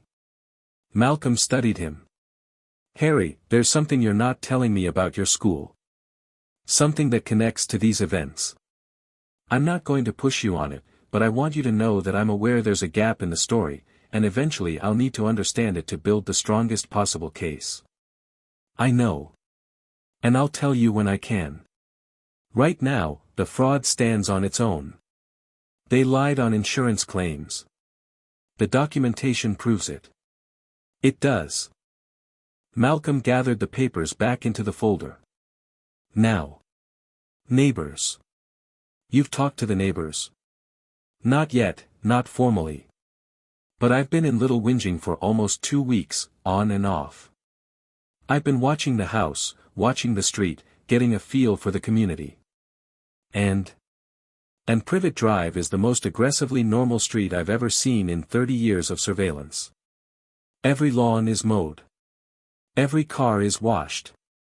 Every curtain is straight. And everyone I've spoken to casually, at the shop, at the bus stop, in the park, has a very clear and very consistent story about you. St. Brutus's secure center for incurably criminal boys. Every single person I've talked to, and I've been subtle about it, don't worry, knows about the Potter boy who goes to that school for young criminals. They know you're dangerous. They know you're disturbed. They know the Dursleys took you in out of the goodness of their hearts and that you've been nothing but trouble. Malcolm's voice was flat with controlled anger. That's defamation. That's a coordinated campaign of character assassination against a minor by his legal guardians. And it serves a dual purpose: it isolates you from potential allies in the community, and it prediscredits anything you might say about how you're being treated. It also explains away the bruises, Harry said. Criminal boy, always getting into fights. Of course he's got marks on him. Exactly. It's sophisticated, Harry. I want you to understand that. What your aunt and uncle have done isn't just cruelty, it's a system. They've created a complete narrative that protects them from scrutiny. The cupboard, the lies to the school, the defamation in the neighborhood, the financial exploitation, it's all connected. It's all designed to make you invisible while they profit from your existence. Harry absorbed this. He'd always thought of the Dursleys as stupid, Vernon with his bluster and Petunia with her gossip and Dudley with his everything. But Malcolm was describing something that required planning, consistency, and a kind of ruthless intelligence that Harry hadn't credited them with. Or maybe it hadn't taken intelligence. Maybe cruelty was its own kind of competence. Maybe when you hated someone enough, the strategies for hiding it came naturally. There is one neighbor I need to ask you about, Malcolm said. Arabella Figg. Number 12. Harry's stomach tightened. What about her? She's the only person on the street who hasn't repeated the St. Brutus's story. When I mentioned the Dursleys casually at the corner shop, she was there, and she went very quiet and changed the subject. That's interesting behavior. I told you about her. She's connected to the people who placed me with the Dursleys. You said she'd been watching the house for years. She has. She was put there specifically to keep an eye on me. She used to babysit me when the Dursleys went on holiday, and before you ask, yes, the Dursleys went on holiday and left me with a neighbor while they took Dudley to Majorca. Mrs. Figg babysat you. So she had direct access to you throughout your childhood. Yes. And she saw the conditions you were living in. She must have. She came to the house. She saw my clothes. She saw how thin I was. Harry paused, remembering something he hadn't thought about in years. She used to show me pictures of her cats. For hours. I used to dread going to her house because it was so boring. But she always fed me. Actually fed me, not scraps, not leftovers. Full meals. Malcolm said nothing for a moment. Then, she fed you properly when you were in her care. Which means she knew you weren't being fed properly at home. And she did nothing about it. She reported to the person who placed me there. She reported to him. And he did nothing. He says he had his reasons. I'm going to want to hear those reasons eventually. From him personally. Malcolm closed the folder. I'm not going to approach Mrs. Figg yet. She's a witness, potentially a hostile one, and I want the rest of the case locked down before I talk to her. But she's important. A neighbor, a babysitter, who knew what was happening and reported it to a third party who chose not to act. That's a conspiracy of silence. And if I can prove it, it widens the case considerably. Harry's ploughman's lunch had gone largely untouched. He picked up a piece of bread and cheese and forced himself to eat it because Malcolm was watching him with the expression of a man who'd noticed that his client had a complicated relationship with food. "When do we go to the police?" Harry asked. "Not yet. I want 2 more weeks. I want the school records, the financial records, and the neighbor interviews all locked down before we walk into a police station. Once we file, it moves fast and we lose control of the timeline. Right now, the timeline is ours. I may not have 2 more weeks. There's someone coming to the house on the 12th, the person who placed me with the Dursleys. He's coming to collect me." "Collect you for what?" "He wants to take me somewhere for the rest of the summer. A safer location. Safer than the house where you've been abused for 15 years. What a generous offer." Harry almost laughed. Malcolm's dry fury was becoming one of his favorite things. "I'll need to go with him," Harry said. "It's complicated, but there are things happening in my world, my school's world, that I need to be involved in. But I can stay in touch by phone, and I can meet you wherever you need me." Malcolm didn't like it. Harry could see that clearly. The investigator in him wanted his client accessible and the protective instinct in him wanted his client away from anyone who'd placed a child in an abusive home. But he nodded. "Stay in touch," he said. "And Harry, when this person comes to collect you, I want you to watch him carefully. Watch how he behaves in that house. Watch whether he sees the cupboard, the bedroom, the photographs. Watch his face. Because if he's been there before and he's seen what that house is, then he's not just negligent. He's complicit." "I will." They finished lunch. Malcolm paid despite Harry's protests, and they walked out into the Guildford sunshine together, the tall, gray-haired investigator and the thin teenager in clothes that didn't fit, looking for all the world like a grandfather and grandson on an outing. "One more thing," Malcolm said as they stood on the high street. "I've been meaning to ask. Your parents' death, you said it was an accident. Was there an investigation?" "There was, but not by the police. Not Muggle, not regular police, I mean. It was handled by the same people who run my school. The same secretive institution that sent you to live in a cupboard." "Yes. Harry, the more you tell me about these people, the less I like them. The feeling is mutual. Were your parents' deaths reported to the coroner? Was there a death certificate?" Harry realized he had no idea. He'd never thought about it. His parents had died in the wizarding world, murdered by Voldemort, and their deaths had been recorded in wizarding records, but had anyone thought to inform the Muggle authorities? James Potter had been a pure-blood wizard, but Lily had been Muggle-born. She'd had a Muggle birth certificate, a Muggle national insurance number, a Muggle identity. She'd existed in both worlds. Had anyone closed her file in the Muggle one? "I don't know," he said. "I'll find out. If there's no death certificate on file, that's another piece of the puzzle. It means whoever placed you with the Dursleys did so outside any legal framework, no court order, no social services involvement, no official guardianship arrangement. Just dropped you on a doorstep and walked away. That's almost exactly what happened. Then as far as the law is concerned, you were abandoned. And the Dursleys took you in, not because they were your legal guardians, but because someone left you there and they didn't call the police. Which means their authority over you has no legal basis whatsoever."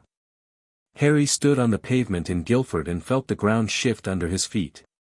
Not physically, the pavement was solid, the sun was warm, the world was ordinary. But something fundamental had just changed.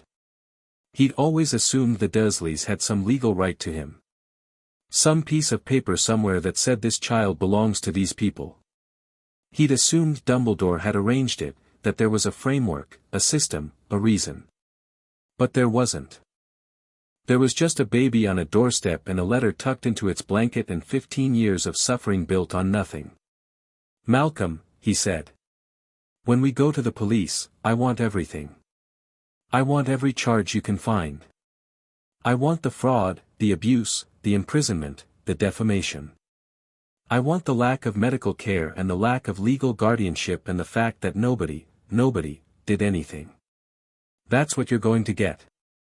And I want it on the record. All of it. Where no one can he caught himself. Where no one can make it disappear. Malcolm looked at him. Where no one can what? Where no one can bury it. Like your corruption case. The one that made you leave the Met. Malcolm was quiet for a moment. Then he said, "You looked me up." "I looked everyone up.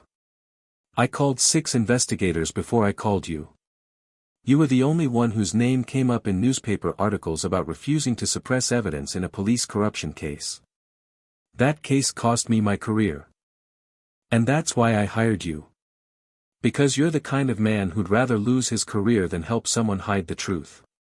Malcolm Whitford looked at Harry Potter, 15 years old, underfed, dressed in his cousin's cast-offs, standing on a pavement in Surrey with the stillness of someone who'd learned the hard way how to hold himself together, and something passed across his face that Harry couldn't quite read. "You're going to be all right, Harry," Malcolm said. "I'm going to make sure of it." He walked to his car. Harry walked to the bus stop.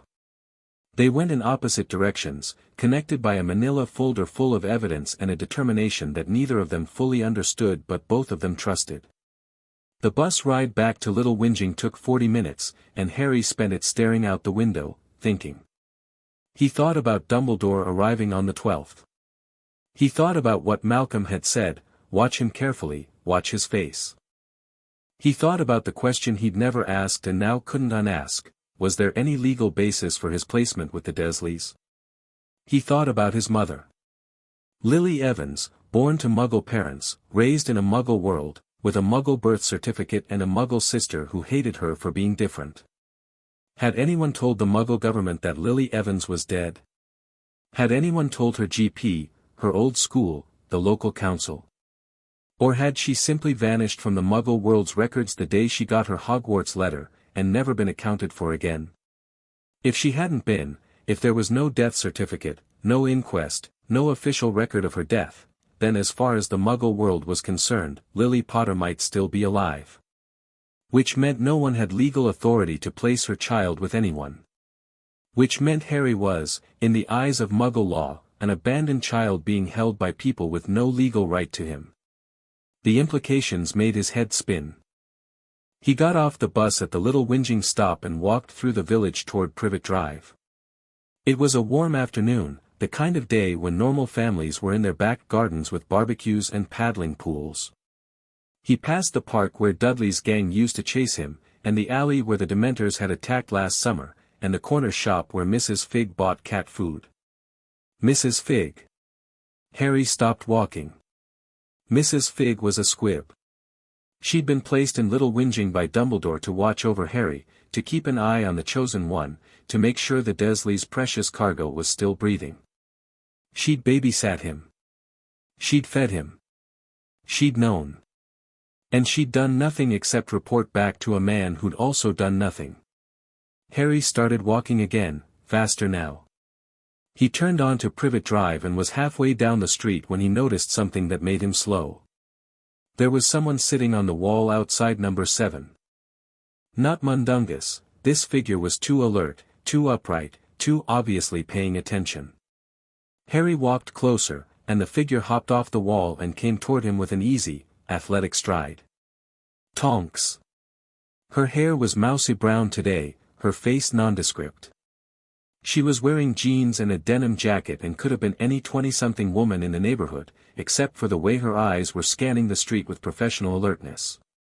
"Watch her, Harry," she said quietly, falling into step beside him. "Tonks. You're not supposed to let me see you." "Yeah, well. We need to talk." Something in her voice made Harry's attention sharpen. "About what?" "About the Muggle man who's been watching this house for 2 weeks." Harry kept walking. He didn't speed up, didn't slow down, didn't change his expression. But his mind was racing. They'd noticed Malcolm.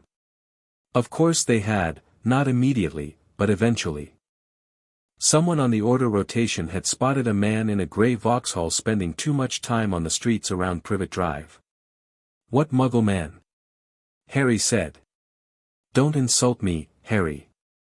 I'm an Auror, even if I'm currently assigned to babysitting duty. I ran his plates. His name is Malcolm Whitford, he's a private investigator, and he's been photographing your aunt and uncle's house." Harry said nothing. "Are you going to tell me what's going on, or am I going to have to report this to Dumbledore and let him figure it out?" They'd reached number 4. Harry stopped on the pavement and looked at Tonks, really looked at her. She was young, maybe 23, and her face under the disguise was sharp and worried and not unkind. She'd been guarding him for a year. She'd been sitting on walls and lurking in gardens and watching the front of a house where a teenager was being treated like vermin, and she'd done it because Dumbledore had asked her to. He made a decision. A risky one, but his instincts were telling him to trust it, and his instincts had kept him alive this long. "Come inside," he said. "I can't come inside. If the Dursleys see me, the Dursleys aren't home. Vernon's at the pub, Petunia's at book club, Dudley's with Vernon. Same as every Thursday." Tonks hesitated. "Harry. You want to know what's going on? Come inside. I'll show you." She followed him in. The house was quiet and clean and smelled like Petunia's air freshener. Harry led Tonks through the hall, past the stairs, and stopped in front of the cupboard door. "Open it," he said. Tonks frowned. "What?" "Open the cupboard." She reached out and opened the door. The coats and cleaning supplies were there, as always. But Harry reached past her and pulled them aside, revealing the back wall of the cupboard with its pencil marks and its cracks and its stain on the floor. "I slept here," he said. "From the time I was 1 until I was 11. On a cot mattress on the floor. Those marks on the wall are where I measured my height on my birthdays. That stain is blood. I cut my hand on a broken shelf when I was 7 and nobody gave me a plaster." Tonks was staring into the cupboard. Her hair had gone white. Harry hadn't known it could do that. "Come upstairs," he said. He showed her the bedroom. The screw holes where the locks had been. The painted-over cat flap. The broken bed, the broken toys, the room that had been a storage space for Dudley's excess before it became a cell for his cousin. Then he took her to Dudley's real bedroom and opened the door. Tonks looked at the enormous bed, the flat-screen television, the shelves of electronics, the wardrobe bursting with expensive clothes. She looked back down the hall toward Harry's room. Her jaw was working. "Show me downstairs again," she said, and her voice had gone very quiet. He showed her the living room. The photographs. Dudley, Dudley, Dudley, Vernon, Petunia, Dudley, family, family, family. "No, Harry. My Hogwarts letter was addressed to Mr. H. Potter, the cupboard under the stairs," Harry said. "McGonagall wrote that address. She knew. Dumbledore knew. The school knew where I was sleeping and they sent me back here every summer for 5 more years." Tonks sat down on the sofa. She put her head in her hands. Her hair was cycling through colors like a broken traffic light, white to red to black to white again. "I hired a private investigator," Harry said.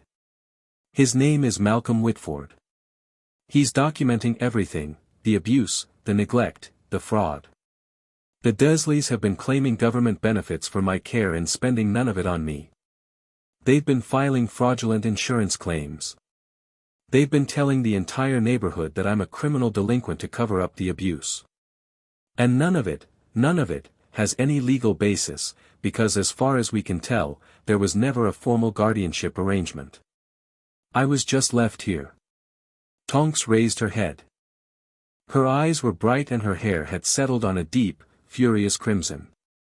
"I'm going to file a report with the Surrey police," Harry continued.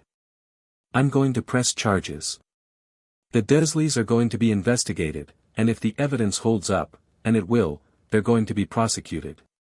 In Muggle courts, under Muggle law, where nobody can wave a wand and make it disappear. Harry, I'm not asking permission. I'm telling you because you've been sitting outside this house for a year, watching the front door, and I think you deserve to know what was happening on the other side of it. Tonks stared at him. Then she said, "A year." "What?" "I've been watching this house for a year. More than a year, since the summer before 5th year. I've been on rotation. 12-hour shifts, sometimes longer. Standing in the garden, sitting on the wall, following you to the park and back. I've been right here." Her voice cracked on the last word. "And I never asked," she said. "I never once came inside. I never once checked on you. I just watched the house. Like the house was the thing that mattered. Like the wards were the thing that mattered. Not the kid inside them." "Tonks, don't. Don't tell me it's all right. It's not all right. None of this is all right." She stood up abruptly and walked to the mantelpiece and stared at the photographs, and her fists were clenched at her sides. "I'm a bloody horror. I'm trained to recognize signs of abuse and neglect. It's in the manual. Chapter 12, Paragraph 3. I could recite it from memory. And I stood outside this house and I didn't see it because I wasn't looking. Because Dumbledore said the boy was safe, and I believed him because he's Dumbledore and Dumbledore knows everything." "He doesn't know everything," Harry said. "He just thinks he does." "The cupboard." Tonks turned back to face him. "He knew about the cupboard." "Dumbledore?" "He addressed my Hogwarts letter to the cupboard." "So yes. He knew. And he put you back here. Every year. Every summer. He says the blood wards protect me from Voldemort. My mother's sacrifice, tied to Petunia's blood. As long as I call this place home, Voldemort can't touch me here. Blood wards." Tonks spat the words like they tasted foul. Blood wards. He locked a child in an abusive home because of blood wards. There are a dozen ways to protect a person, Harry. Safe houses, Fidelius charm, rotating locations, Auror guard details, and he chose the option that required you to suffer. He says it was the only way. It wasn't. It categorically, provably, absolutely was not. I don't care how strong blood wards are. You can achieve equivalent protection through layered security, and it wouldn't require a child to live in a cupboard. She stopped, breathing hard. "Sorry. I'm sorry. I'm not angry at you. I know. I'm angry at God, I'm angry at everyone. At Dumbledore, at the Order, at myself. We were supposed to protect you. That was literally the job. Protect Harry Potter. And we were so focused on protecting you from you-know-who that we forgot to protect you from the people you lived with." "Nobody forgot," Harry said, and his voice was gentle because Tonks's pain was real and he could see it. "You can't forget something you never thought about in the first place. That's the point. Nobody thought about it. Nobody thought about what my life was actually like in this house, because it was easier to assume it was fine. The great Albus Dumbledore arranged it, so it must be fine." Tonks sat back down. She looked wrung out, deflated, her hair fading to a dull brown. "What do you need from me?" "I need you to not tell Dumbledore." "Not yet. Harry, 2 weeks. Give me 2 weeks. Malcolm needs to finish building the case, and then we file with the police. Once it's in the Muggle legal system, it's out of Dumbledore's reach. He can't obliviate an entire police department." "He wouldn't obliviate, wouldn't he?" Tonks opened her mouth. Closed it. Opened it again. 2 weeks, she said. "But I'm coming with you when you file. As a witness. You're on the Order. Dumbledore doesn't own me. I joined the Order to fight Voldemort and protect innocent people. Right now, the innocent person who needs protecting is sitting in front of me in his cousin's old shirt, and I'll be damned if I'm going to stand outside the house and watch it happen for one more day." Harry looked at Nymphadora Tonks, young, furious, guilty, determined, and felt something he'd been feeling a lot lately. The sensation of an adult, a real adult, choosing to be on his side. Not because of a prophecy or a scar or a war, but because a child had been hurt and they were angry about it. "Thank you," he said. "Don't. I should have been here a year ago. I should have been here the first night I stood outside this house and heard your uncle screaming at you through the wall and told myself it was just how some families are." "You heard that?" "I heard it. And I wrote it up in my rotation report as household tensions, no action required. That report is on file at Order Headquarters. Dated. Signed by me. And it says no action required." She stood up. 2 weeks. "I won't tell Dumbledore. But I am going to start writing new reports. Accurate ones. Everything I've seen and heard in the last year. And when this goes to the police, those reports go with it. Tonks, if you do that, the Order will know you cooperated with me. Dumbledore will know. Good. Let him know. Let him explain to me why blood wards are more important than a child's safety. I'd love to hear that argument.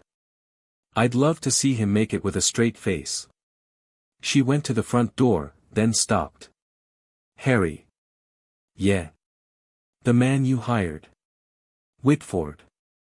He's good. He's very good. Good. Because what I'm going to write in my new reports, the things I've heard through these walls over the past year, he's going to want to see them." She left. Harry closed the door behind her and leaned against it and let out a breath he hadn't realized he was holding. That had been a risk. A big one. Tonks was Order, and the Order was Dumbledore's, and if she decided that loyalty to Dumbledore outweighed what she'd just seen, but she wouldn't. Harry had watched her face when she looked into the cupboard. He'd watched her hair go white. You couldn't fake that. Tonks was an Auror who just realized she'd been complicit in the abuse of a child, and that realization was going to burn in her like a fire until she did something about it. He had an ally. An unexpected one, an imperfect one, but an ally nonetheless. And she could do something Malcolm couldn't, she could document the magical side of the failure. The Order's negligence. Dumbledore's decisions. The institutional rot that had allowed a famous child, the most watched child in the wizarding world, to be abused in plain sight for 15 years. Harry went upstairs, added a new entry to his journal, Tonks aware of investigation. Supportive. Will provide independent documentation of Order Guard observations. Risk of information reaching Dumbledore, moderate but acceptable, and then sat on his bed and thought about what came next. 10 days until Dumbledore arrived. 2 weeks until Malcolm was ready to file. The timeline was tight but workable. Harry needed to be packed and ready when Dumbledore came on the 12th, but he also needed to make sure the investigation continued in his absence. He needed to talk to Malcolm about Tonks. He needed to talk to Tonks about Malcolm. He needed to make sure neither of them said anything to anyone until the case was ready. And he needed to figure out what to do about Mrs. Fig, who was sitting in her house 2 doors down with a lifetime of observations she'd never shared with anyone except a man who'd chosen not to act on them. The front door slammed. Vernon was home. Harry heard the heavy footsteps, the television switching on, the fridge opening.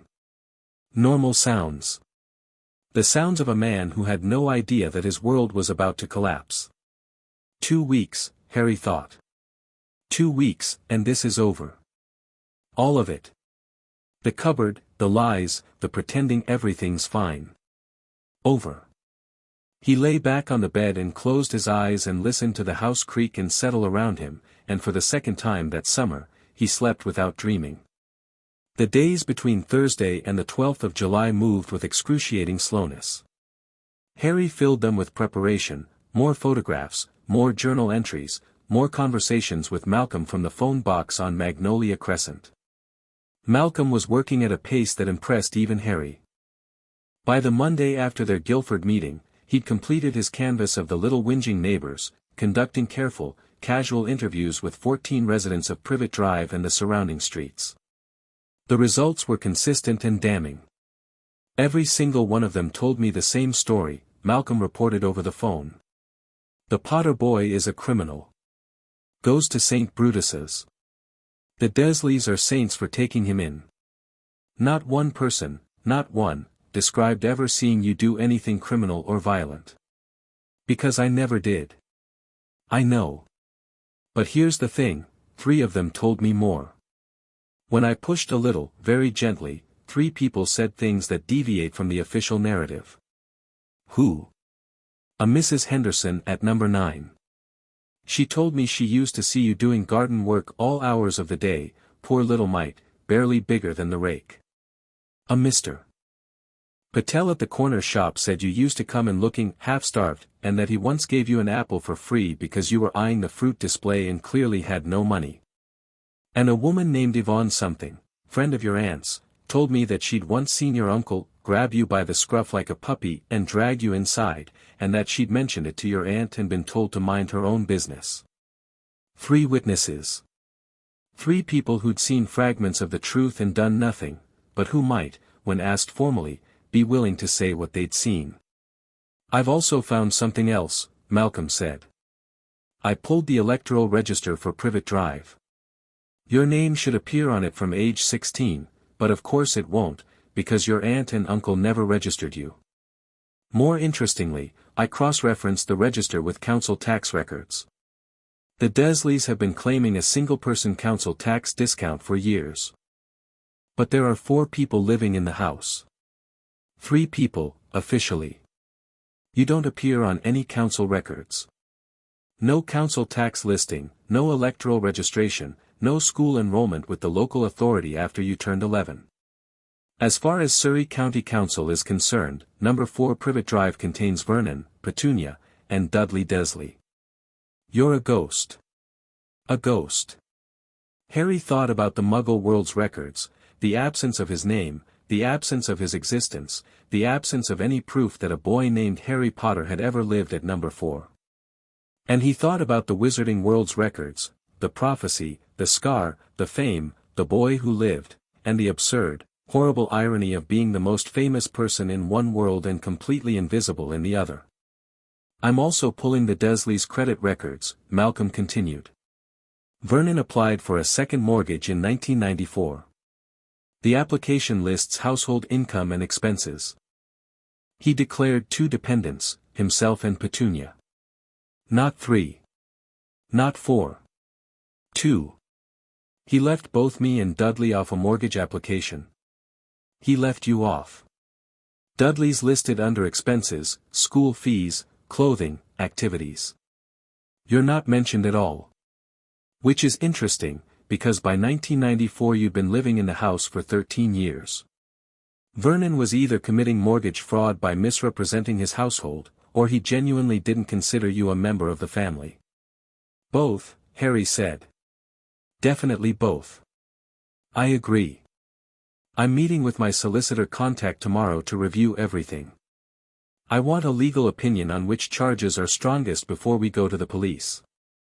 I'll have a final report ready by the 17th. I might not be here on the 17th. I told you, someone's coming to collect me on the 12th. Then I'll meet you wherever you are. Phone me when you're settled. Malcolm, I might not have easy access to a phone where I'm going. There was a pause.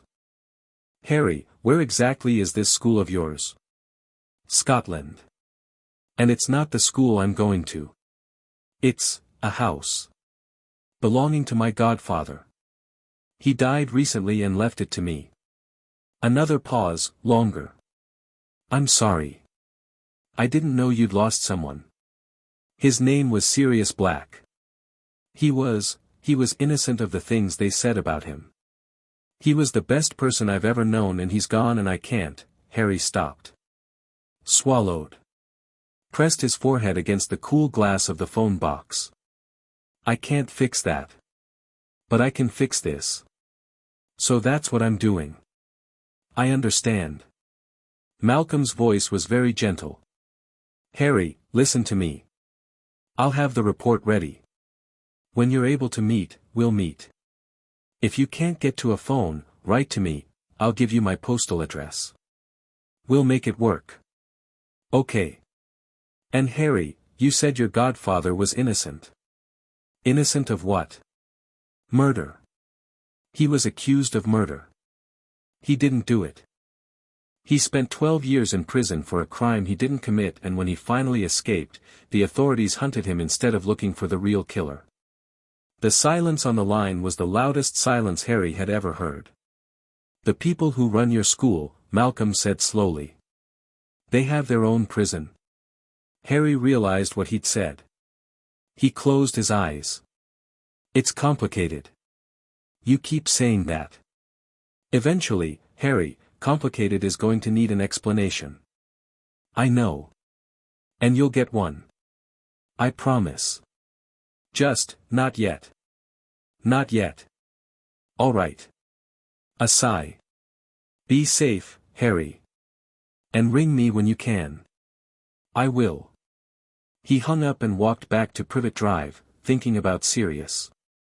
About Azkaban.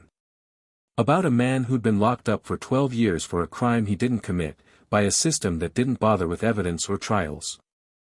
About a godfather who'd escaped and spent 2 years on the run and had been offered a few months of freedom in a house he hated before being killed by his own cousin in a battle that Harry had walked into like an idiot because, no. He wasn't doing this.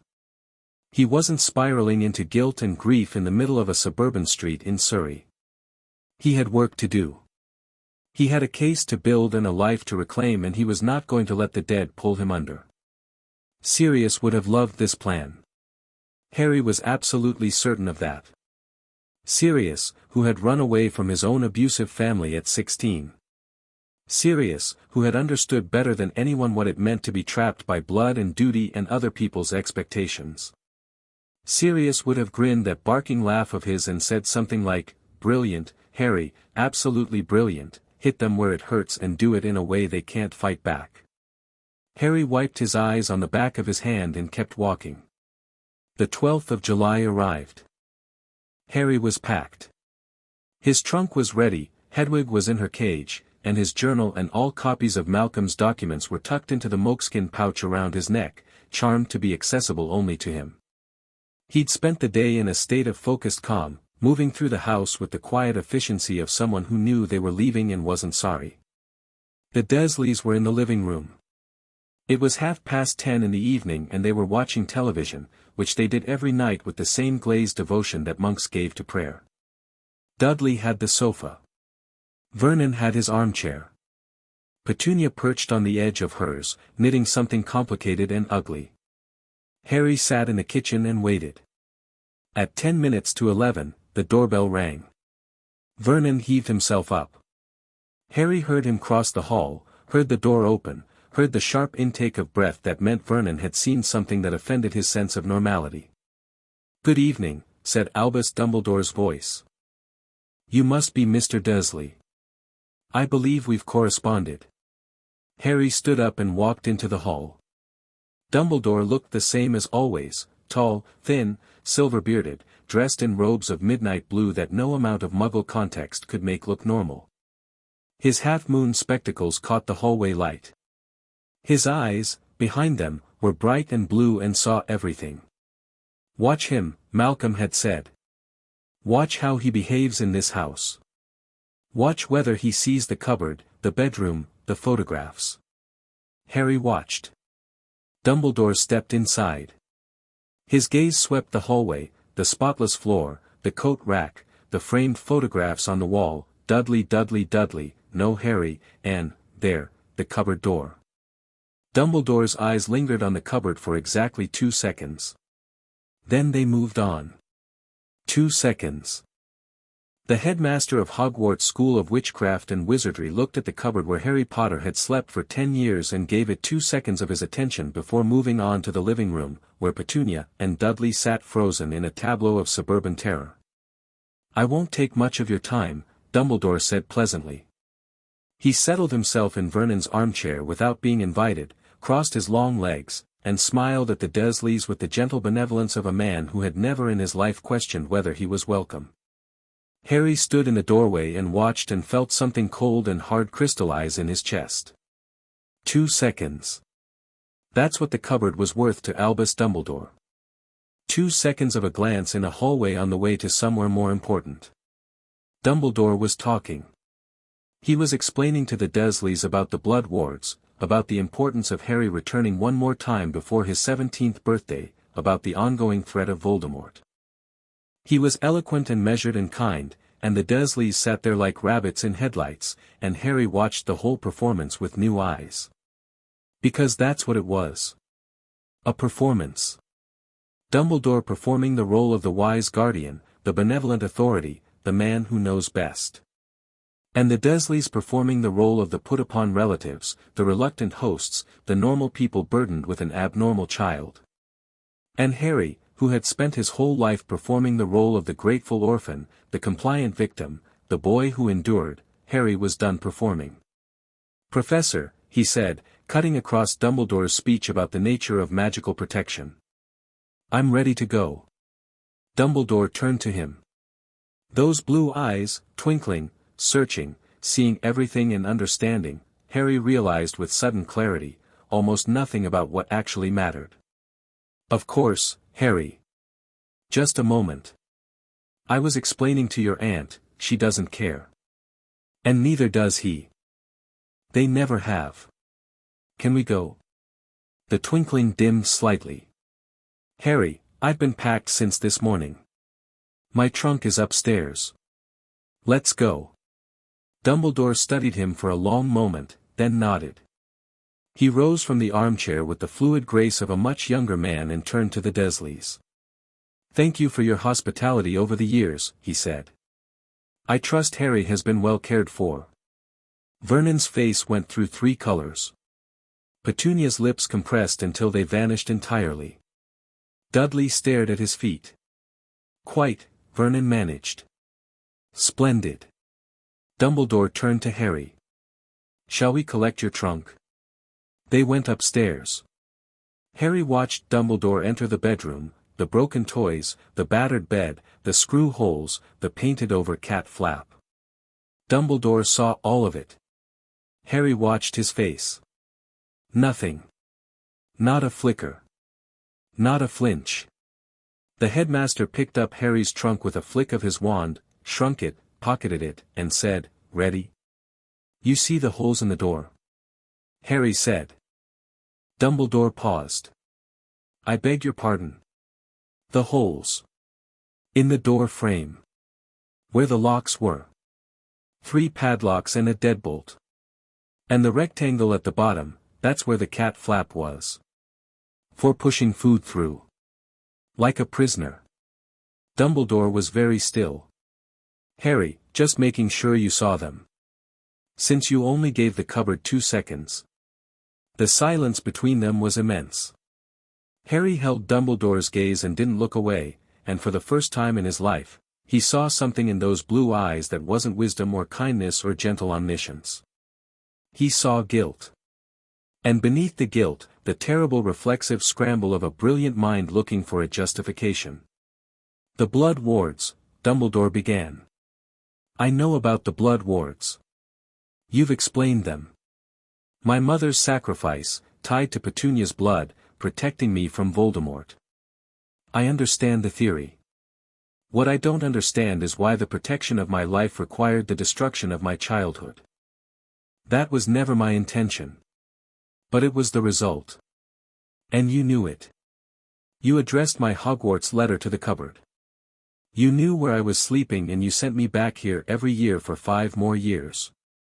Not because there was no alternative, but because this alternative was the most convenient for you." Dumbledore's face was very old in the dim light of the bedroom. "There are things you don't yet understand, there are things you chose not to fix. That's different." Harry picked up Hedwig's cage. "Let's go. We can argue about this somewhere else. I don't want to spend another minute in this house." They went downstairs. Dumbledore paused at the front door and turned back to the Dursleys, who were still sitting in the living room like waxwork figures. "One last thing," Dumbledore said, and his voice had changed. The gentle warmth was gone, replaced by something harder. I placed a child in your care. I trusted you with the most precious charge I had. And I failed him and I failed myself, by not ensuring that trust was honored. But that does not absolve you of what you chose to do with it. Vernon opened his mouth. Do not speak, Dumbledore said, and it was the voice of the wizard who had defeated Grindelwald, and Vernon's mouth closed with a click. I will be watching. And if I learn that the treatment Harry received in this house was worse than what I already suspect, and I suspect a great deal, then the consequences will be significant. Not from me, necessarily. But from the world that is about to notice what happened here. He turned and walked out. Harry followed, and the door of number 4, Privet Drive closed behind him. They stood on the front path in the warm July night. The street was quiet. Somewhere, a dog barked. The streetlights buzzed their orange buzz. That was unexpected, Harry said. The threat at the end. It was not a threat. It was a promise. What do you mean, the world that is about to notice? Dumbledore looked at him. In the streetlight, his face was all shadows and angles. I am old, Harry, and I have made many mistakes. But I am not blind. You've been different this summer. Your letters have been terse. You've been leaving the house at unusual hours. And Nymphadora Tonks submitted a request last week to access her own rotation reports from the past year, which tells me that someone has given her reason to revisit what she observed. Harry went cold. Then hot. Then cold again. I don't know what you're planning, Dumbledore said quietly. But I know you're planning something. And I want you to know that whatever it is, I will not stand in your way. You won't? No. I placed you in that house and I carry the weight of what happened there. I will not compound my failure by obstructing whatever remedy you've chosen. He paused. Though I confess I would very much like to know what it is. Harry looked at the old man. The guilt was still there in his eyes, raw and recent, and underneath it was something Harry hadn't expected, a kind of exhausted honesty, as if the performance had finally cost too much to maintain. When it's ready, Harry said. I'll tell you when it's ready. Dumbledore nodded. Then let us go. I have a former colleague to visit, and you have a war to prepare for. We can do both, I think, in a single evening. He offered his arm. Harry took it. And with a crack that split the quiet of Privet Drive, they vanished. Behind them, in the silent house, Vernon Dursley sat in his armchair and stared at nothing, and for the first time in 15 years, felt something that might have been the beginning of fear. And 2 streets away, in a grey Vauxhall parked on Wisteria Walk, Malcolm Whitford sat in the dark with his camera and his notebook and a photograph of an empty cupboard on the seat beside him, and began to write his final report. Chapter 3, The Weight of Evidence. Slughorn was easier to recruit than Harry expected. The visit to the retired potions master's hideout, a ransacked Muggle house in Budleigh Baberton that Slughorn had staged himself, complete with dragon blood on the walls and an overturned piano, took less than 2 hours. Dumbledore did most of the work, dangling Harry like bait, letting Slughorn's collector instinct do the rest. By midnight, the old professor had agreed to return to Hogwarts, and Harry and Dumbledore were standing in the village lane with the summer stars overhead and the mission accomplished. That was manipulative, Harry said. Yes, Dumbledore agreed, without a trace of shame. Horace has always been susceptible to the proximity of greatness. I merely provided the proximity. You used me. I did. And I would apologize, except that we needed a potions master and you needed to see how recruitment works. Consider it educational. Harry looked at the old man in the moonlight. Is that how you justify everything? By calling it educational? Dumbledore was quiet for a moment. No, he said. Some things I justify by calling them necessary. And some things I don't justify at all. They apparat to the burrow, where Molly Weasley was waiting up despite the hour, wrapped in a dressing gown with a kettle already boiling and a look on her face that suggested she'd been crying. She pulled Harry into a hug that crushed his ribs and smelled like flour and home. "You're too thin," she said, holding him at arm's length. "What have they been feeding you?" "Not much," Harry said honestly. "Well, that ends now. Sit down. I've got shepherd's pie warming."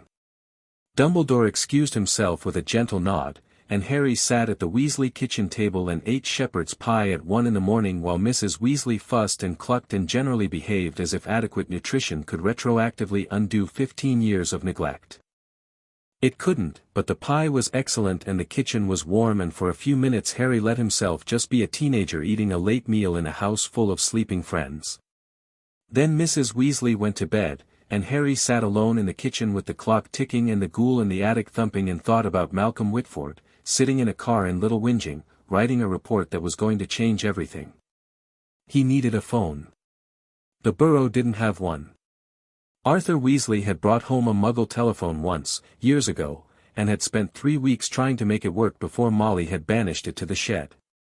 It was still there, buried under a pile of spark plugs and rubber ducks, and it was absolutely useless because the Burrow wasn't connected to any telephone line and the nearest village was Ottery St. Catchpole, a 20-minute walk.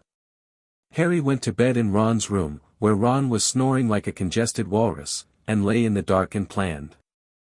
In the morning, he'd walk to the village and find a phone box. He'd call Malcolm. He'd get the status of the report. And then he'd figure out how to manage the next phase of the investigation from a magical household in Devon while simultaneously preparing for his 6th year at Hogwarts and dealing with the fact that a dark wizard wanted him dead. Simple, really. He fell asleep thinking about cupboards and courtrooms and woke to Ron throwing a pillow at his head. "Mum says breakfast in 10. Hermione's arriving at noon. And you look terrible, mate." "Thanks, Ron. I mean it. You look like you haven't slept properly in weeks." "I've actually been sleeping better than I have in years." "That's concerning, given how you look." Harry threw the pillow back and got up and went downstairs, where the Weasley kitchen was in its usual state of cheerful chaos, Ginny arguing with the twins about something, Mrs. Weasley commanding a fleet of self-cooking pans, and Mr. Weasley reading the Daily Prophet with the distracted air of a man whose mind was already at work. Harry ate eggs and toast and sausages and bacon and felt the hollow ache in his stomach that was partly hunger and partly something else, the feeling of being in a family, watching a family operate, knowing that this was what it was supposed to look like. After breakfast, he caught Ron in the hallway. "I need to go to the village," he said. "I need to make a phone call." Ron blinked. "A phone call? Who do you need to phone?" "Someone I'm working with. On a project." "A project? Over the summer? That requires a phone." "Ron. I'm just saying, you sound like Hermione. I need to make a phone call and I'd rather not explain it to your mum. Cover for me?" Ron studied him. They'd been friends for 5 years, and Ron knew Harry well enough to recognize the look on his face, the look that meant something serious was happening and Harry was going to do it whether anyone helped him or not. "Yeah, all right," Ron said. "But you're telling me what this is about eventually." "I am. Soon. I promise. Better be good. I'm running out of patience for your mysterious loner act." Harry walked to Ottery St. Catchpole in the July sunshine, past meadows and hedgerows and a stream where fat brown trout nosed at the current. The village was small and sleepy, a church, a pub, a post office, a handful of cottages. The phone box was outside the post office, red and slightly rusted, and it worked. Malcolm answered on the second ring. "Harry. I was about to send smoke signals. Sorry. I've been moved. I'm in Devon now." "Devon? That was fast. The person who came to collect me, the one I told you about, he took me to a friend's house. I'll be here for the rest of the summer." "Are you safe?" "Very safe. Safer than I've been in years. The people here are good people." "Good. Because I've got the report finished and I need to go through it with you before we file." Harry gripped the phone tighter. It's done. 214 pages. Appendices, photographs, financial records, witness statements, and a timeline of abuse covering 15 years.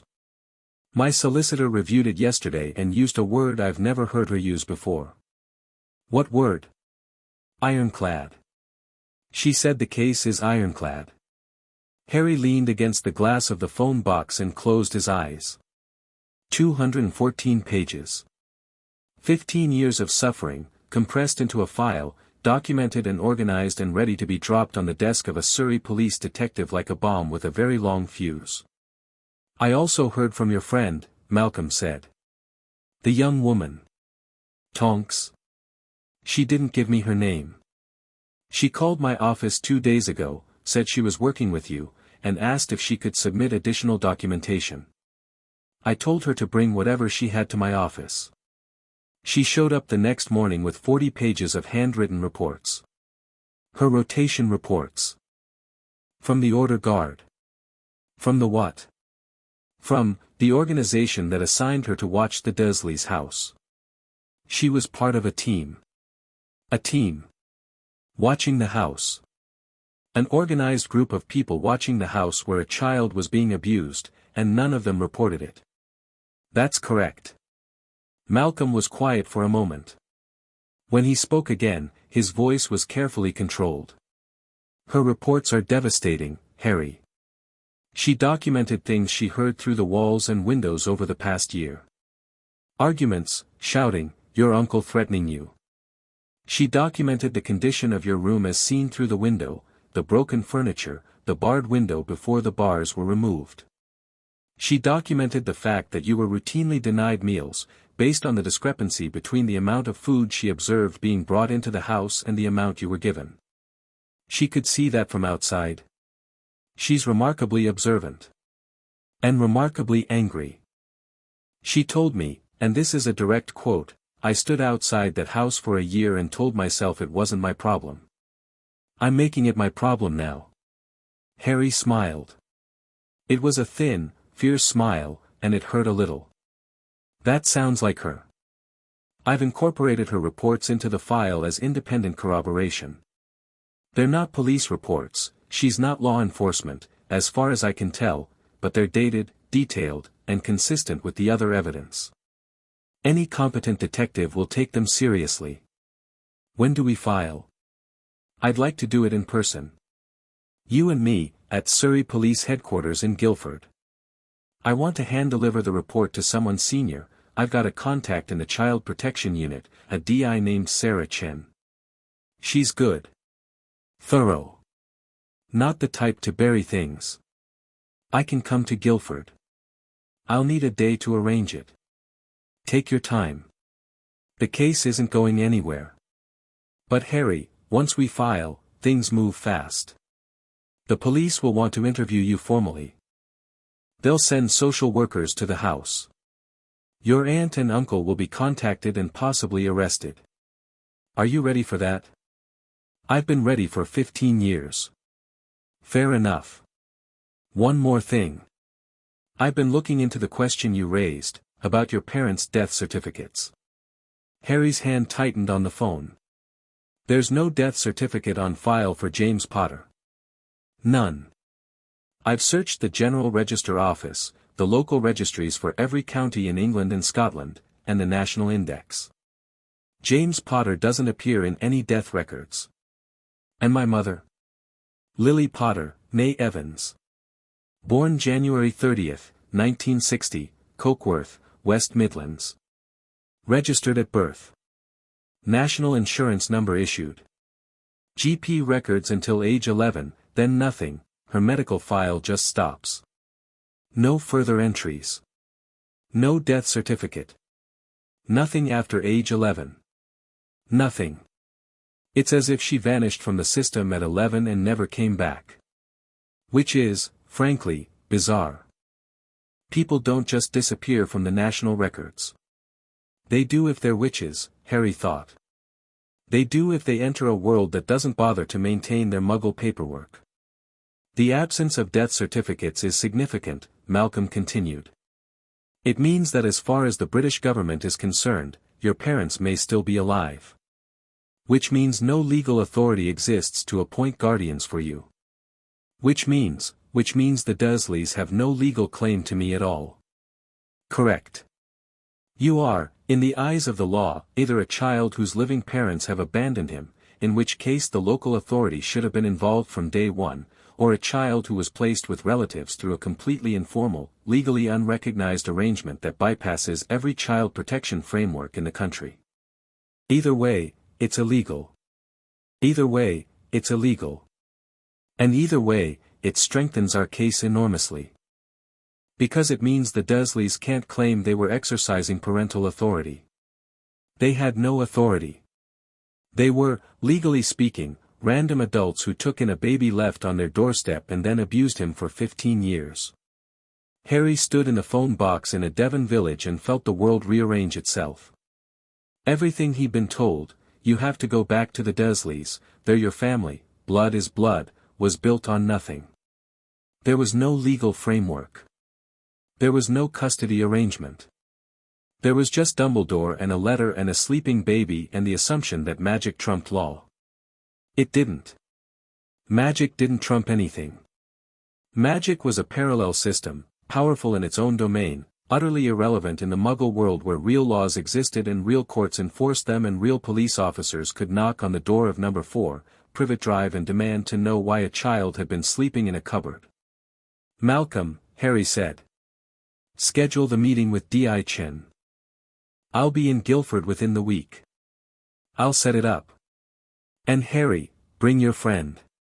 The one with the reports. I want her there as an independent witness. She can't come to a police station. Why not?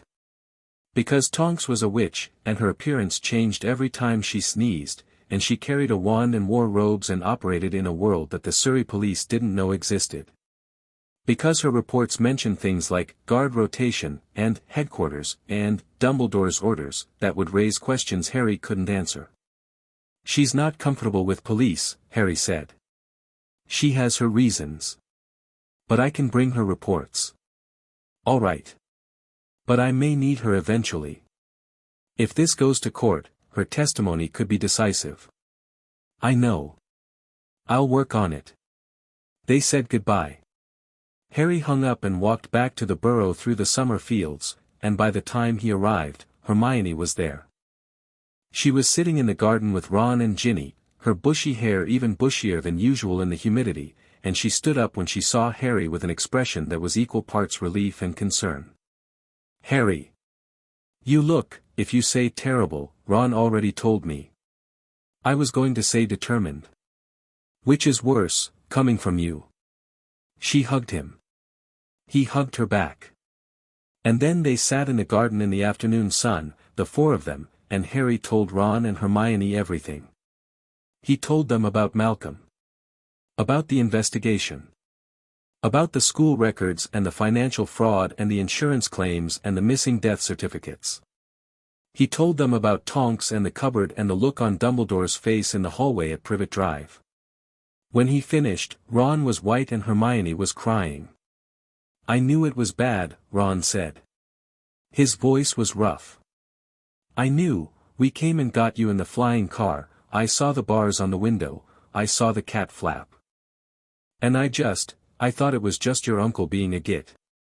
I didn't think, it's not your fault, Ron. You were 12. I was 12 and I saw bars on a window and I didn't tell my dad. I should have told my dad.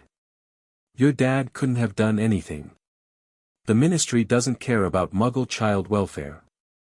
Nobody in the wizarding world cares about what happens to me at the Dursleys as long as I'm alive and available when they need me. Hermione wiped her eyes. The missing death certificates, she said, because even in emotional crisis, Hermione's brain was relentless. That's enormous, Harry. If your parents' deaths were never registered in the Muggle system, it means the entire placement was extra-legal. Dumbledore circumvented every child protection mechanism in the country. I know. And the financial fraud, the child benefit, the guardian's allowance, the insurance claims, that's criminal. That's not civil, that's criminal. They could go to prison. That's the plan. Hermione stared at him. Then she said, very quietly, good. Ron looked at her in surprise. Hermione was not generally the type to endorse people going to prison. But her jaw was set and her eyes were fierce, and Harry recognized the look. It was the look she got when she encountered an injustice that was not just wrong but systematically wrong, wrong in a way that offended her deepest beliefs about how the world should work. What do you need from us? Hermione asked. I need Hermione to help me think through the legal side. Muggle law, you know more about it than I do. I need to understand what happens after we file. The process, the timeline, the possible outcomes. I'll research it tonight. And Ron, I need you to help me figure out the wizarding side. When the Muggle police start investigating the Dursleys, the Ministry is going to notice. They'll panic about the statute of secrecy. They'll want to shut it down. I need to be ready for that. Ron nodded slowly. Dad might be able to help. He works in Muggle relations, he'd know how the Ministry handles situations like this. I thought about that. But can we trust him not to go straight to Dumbledore? Dad respects Dumbledore, but he loves you, Harry. If he saw what was in that file, Ron's jaw tightened. He'd help. I know he would. Not yet. Let me file first. Once it's in the system, it's harder to stop. What about Dumbledore? Ginny asked.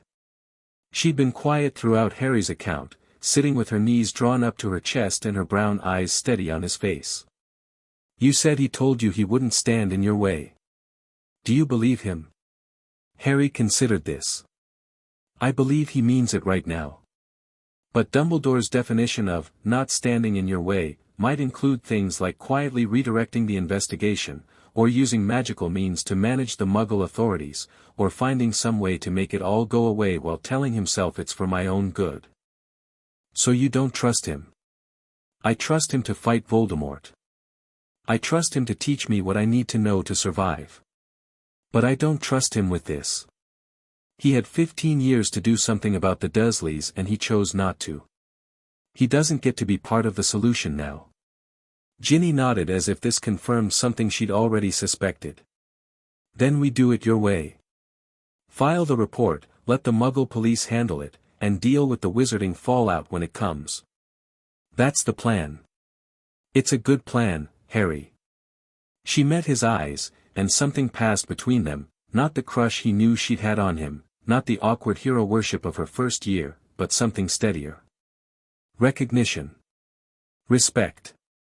Two people who understood what it meant to be used by forces beyond their control and who decided to stop accepting it.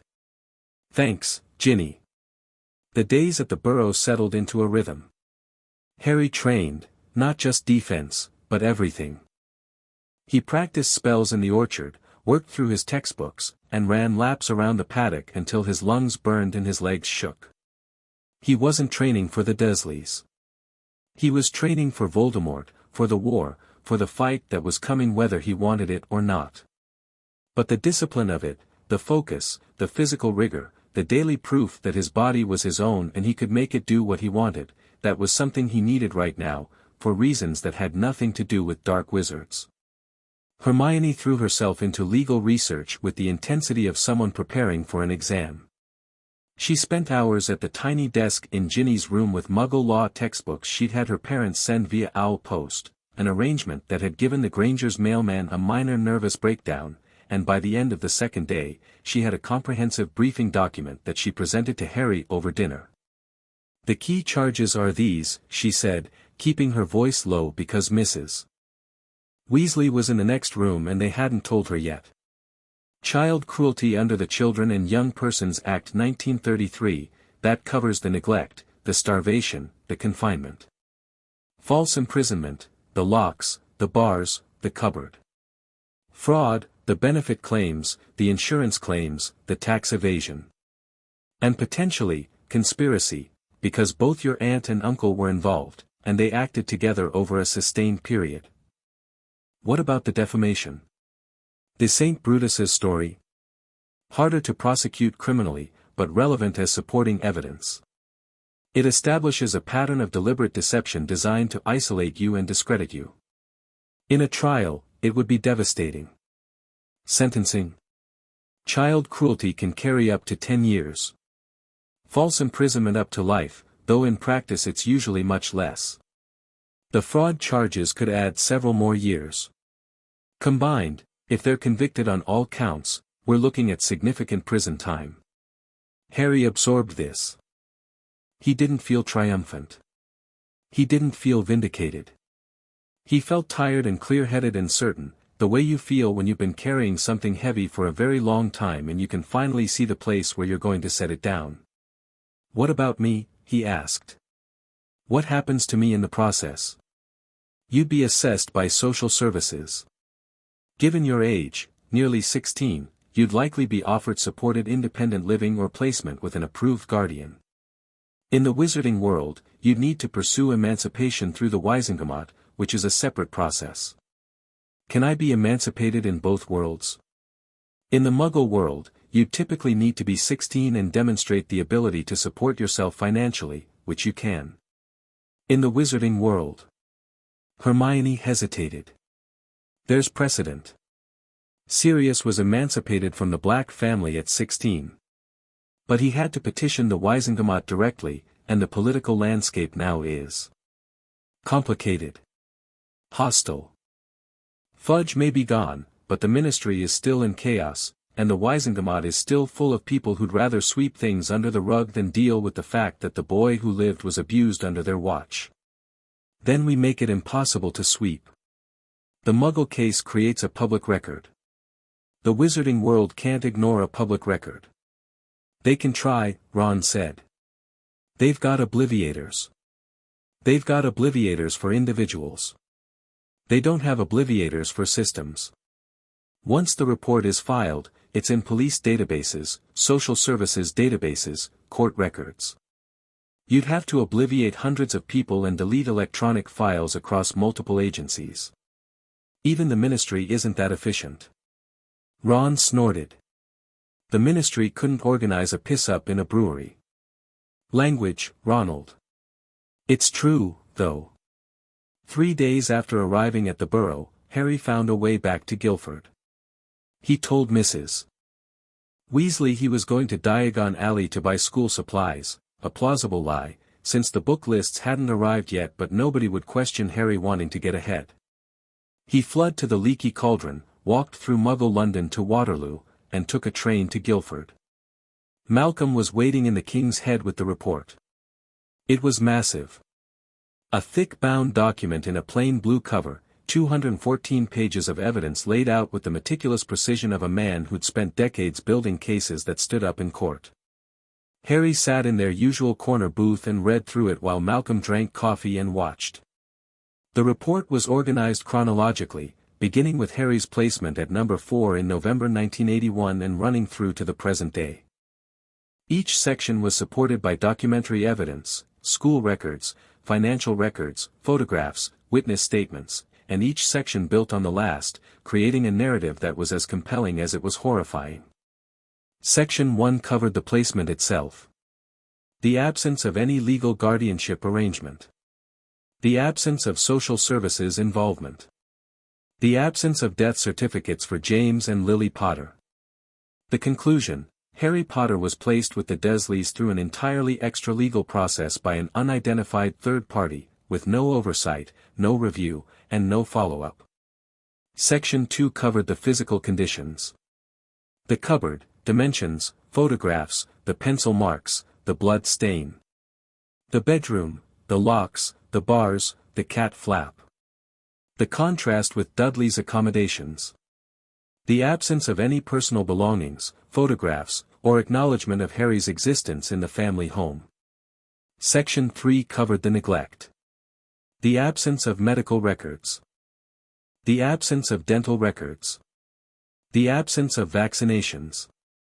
The school records showing a child who was underfed, poorly clothed, and visibly distressed, whose teachers raised concerns 4 times and were overruled 4 times by a headmaster who'd been briefed by the Dursleys.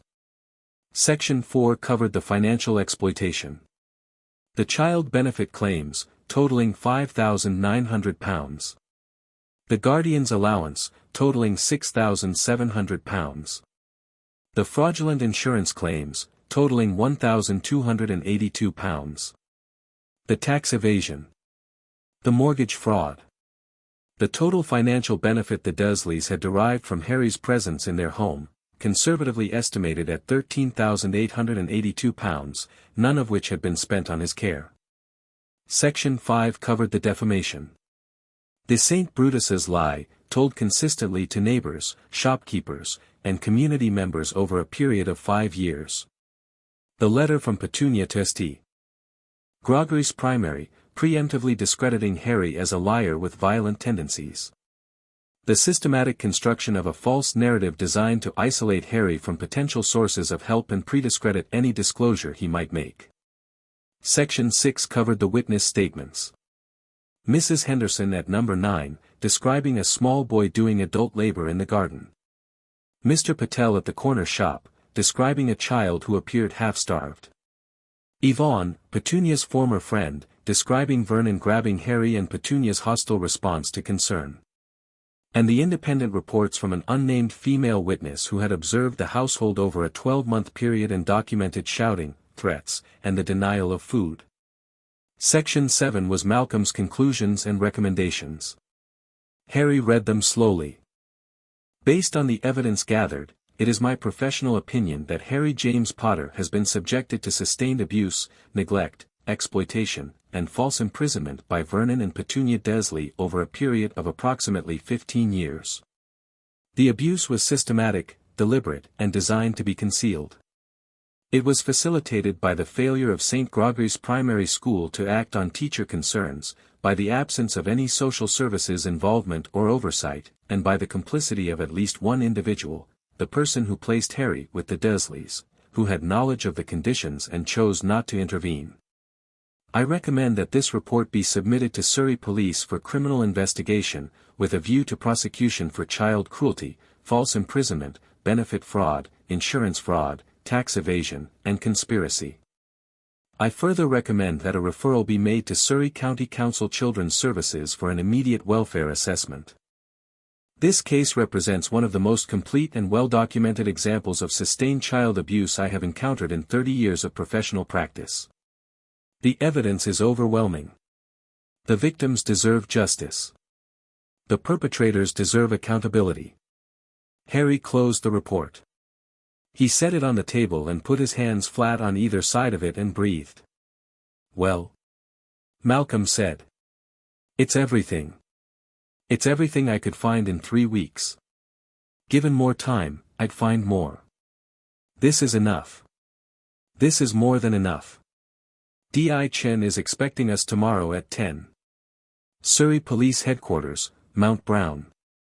Can you be there?" "I'll be there. Bring identification if you have any. And wear something that fits you, if you can manage it.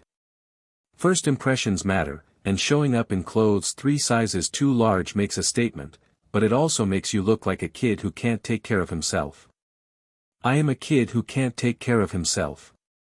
"That's the point." "No. You're a kid who was never given the chance to take care of himself. There's a difference. And tomorrow, when you walk into that police station, you walk in as someone who took control of his own life. Stand straight. Look them in the eye.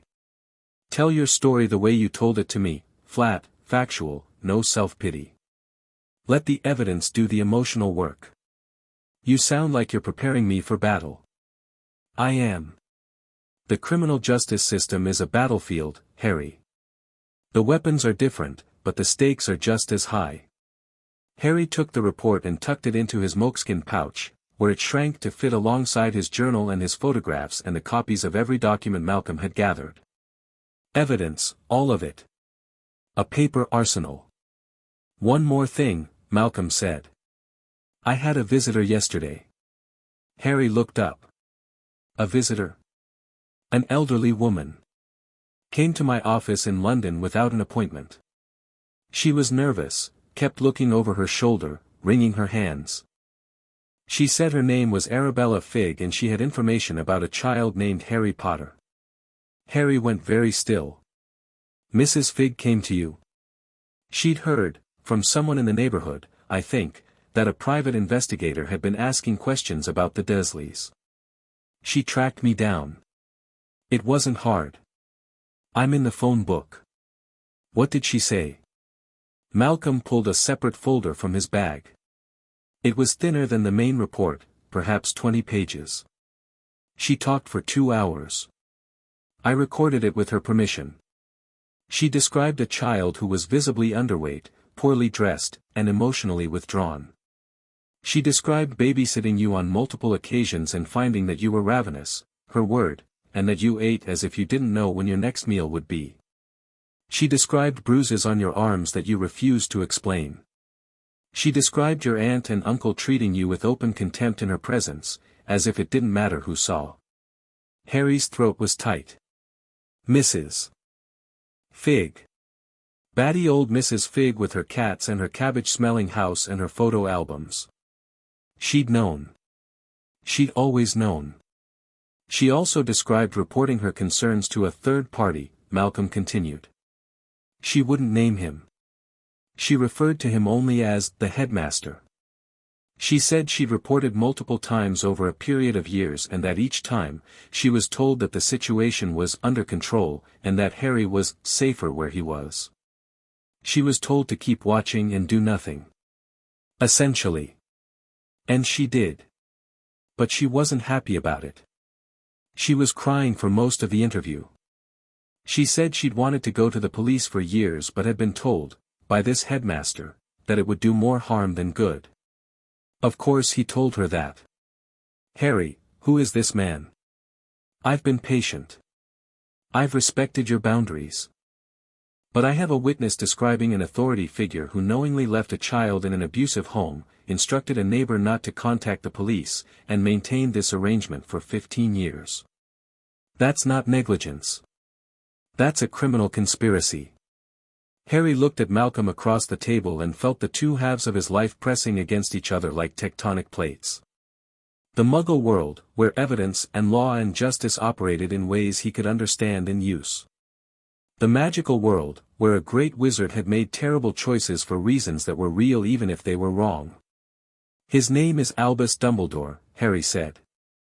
He's the headmaster of my school. He's also the most powerful and respected person in my community. And he placed me with the Dursleys because my mother died protecting me, and her sacrifice created a form of protection that required me to live with a blood relative. Malcolm stared at him. A form of protection? What form of protection requires a child to live with abusers? I can't fully explain it. I know how that sounds. But the protection is real, it saved my life more than once. Dumbledore believed it was the only way to keep me safe from the person who killed my parents. The person who killed your parents. Who was never investigated by the police because there are no death certificates and no crime on record. Yes.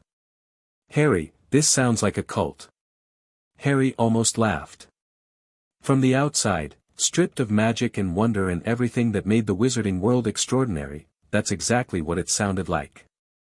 A secretive community with its own laws, its own schools, its own prisons, led by a charismatic authority figure who made unilateral decisions about children's lives and instructed his followers not to involve the outside authorities. It's not a cult, Harry said. It's a community. A very insular, very secretive community with its own traditions and its own governance. And yes, some of those traditions are backwards and some of that governance is corrupt and the way they've handled my situation is indefensible. But it's not a cult. I'll take your word for it. For now. But I want you to understand that from an investigative standpoint, this Dumbledore is a person of interest. He placed you in the home. He received reports from Mrs. Figg about your condition. He instructed Mrs. Figg not to contact the police. He had knowledge of the abuse and chose not to act. That makes him, at minimum, an accessory. You can't prosecute Dumbledore in a Muggle court. Why not? Because he's a wizard. Because he doesn't exist in your records. Because his community has its own laws and its own courts and its own deeply flawed system of justice. Because he's 150 years old and could turn you into a teapot if he wanted to.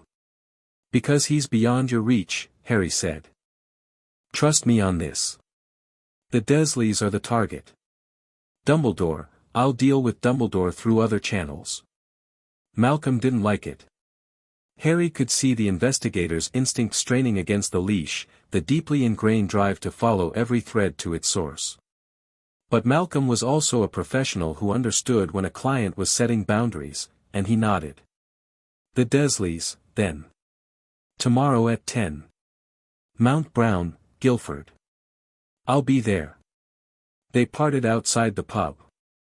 Harry walked back to the station, took the train to London, fled back to the Borough, and told Mrs. Weasley he'd had a productive trip to Diagon Alley. That evening, he told Ron and Hermione about the meeting. Tomorrow. Hermione's voice was a squeak. You're filing tomorrow. Malcolm's ready. The report's done. D.I. Chen is expecting us. But Harry, what about the statute of secrecy? What if the police investigation leads to questions about magic? It won't. Malcolm's report is entirely Muggle. It covers abuse, neglect, and fraud. There's nothing in it about magic, Hogwarts, wands, or anything else.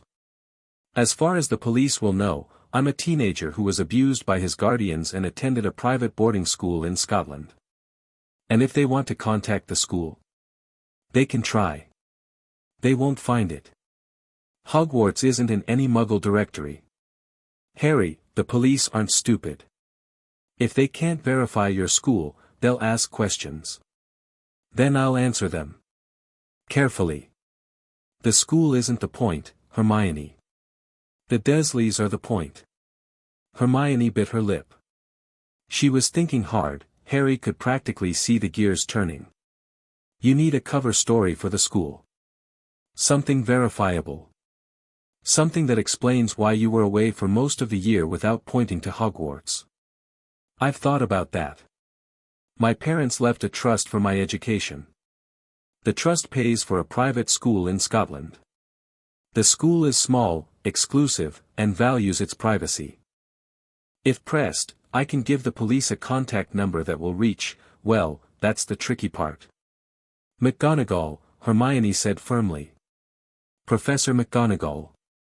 She's the most Muggle-adjacent member of staff. Her father was a Muggle.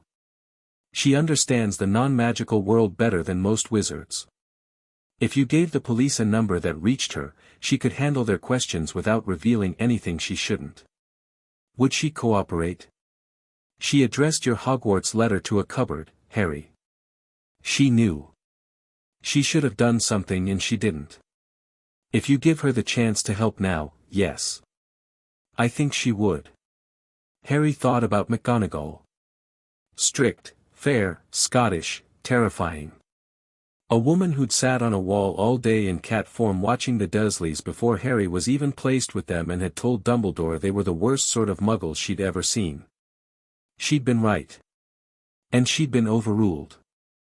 And she'd spent 15 years enforcing Dumbledore's decision while presumably knowing, on some level, that it was wrong. I'll talk to her, Harry said. But not until after the filing. I don't want anyone at Hogwarts knowing about this until it's in the system. Agreed, said Hermione. Agreed, said Ron, who had been very quiet. Harry? Yeah. When you go tomorrow, do you want me to come? Harry looked at his best friend. Ron's ears were red, the way they got when he was emotional and trying not to show it. His fists were clenched on his knees. You don't have to. I know I don't have to. I want to. You shouldn't have to walk in there alone. I won't be alone. Malcolm will be with me. Malcolm's your investigator. I'm your mate. It's different. Harry felt something give way in his chest, a wall he hadn't known he'd built, dissolving like sugar in water. He'd been doing this alone because he'd always done things alone. Because doing things alone was what the cupboard had taught him.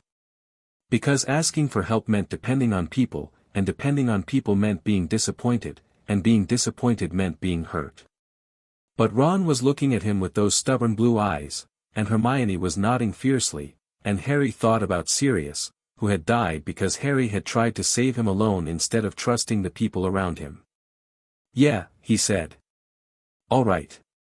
Come." Ron nodded. That was all. No speeches, no drama, just a nod from a boy who'd been Harry's friend since they were 11 and who intended to keep being Harry's friend regardless of what it cost. They spent the rest of the evening going over the plan. Mrs. Weasley went to bed at 10, and the three of them sat in the garden under the stars and talked through every contingency they could think of, from hostile police to ministry interference to the possibility that the Dursleys would flee the country. "They won't flee," Harry said. "Vernon doesn't have a passport. He's never left England. He thinks abroad is suspicious. Your aunt Petunia's passport expired in 1989. She was going to renew it for a holiday in France and then decided France was too foreign." "Seriously?" "She went to the Isle of Wight instead." Hermione shook her head. These people raised me. These people had you. There's a difference." Harry looked up at the stars. The Burrows' garden was dark enough that you could see the Milky Way, a great smear of light across the sky. Somewhere up there, Sirius the star was burning. "Tomorrow," he said. "It starts tomorrow." "It started the day you picked up that phone and called Malcolm," Hermione said. "Tomorrow is just the day the rest of the world finds out." Morning came bright and clear. Harry dressed in the best clothes he had, which weren't great, but Hermione had charmed his jeans to fit properly and Ron had lent him a plain blue shirt that was only slightly too long in the sleeves. He looked in the mirror in the bathroom and saw a thin, serious-faced teenager with green eyes and a scar, and he thought, right. Let's go. He and Ron told Mrs. Weasley they were going to Diagon Alley for school supplies. She fussed and packed them sandwiches and made them promise to be back by dinner. They fled to the Leaky Cauldron, walked through Muggle London to Waterloo, and took the train to Guildford. Malcolm was waiting outside Mount Brown, the Surrey Police Headquarters, a sprawling complex of buildings that looked more like a business park than a seat of justice. He was wearing a suit, which Harry had never seen him in, and he looked like exactly what he was, a former detective inspector who'd built an unbreakable case and was ready to deliver it. His eyes moved to Ron. "Who's this?" "Ron Weasley. My best friend. He wanted to be here." Malcolm looked at Ron, the red hair, the freckles, the slightly too short trousers, the set jaw. "Good man," he said simply, and shook Ron's hand. They went inside.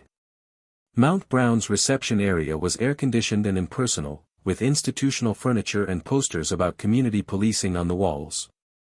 Malcolm gave his name at the desk and said they had an appointment with D.I. Chen in the Child Protection Unit.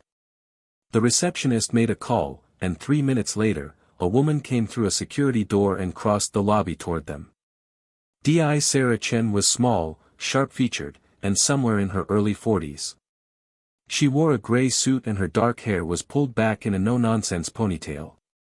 She moved with the economical precision of someone who had too much work and not enough time, and her handshake, when Malcolm introduced Harry, was firm and brief. "Mr. Whitford. And this is Harry Potter.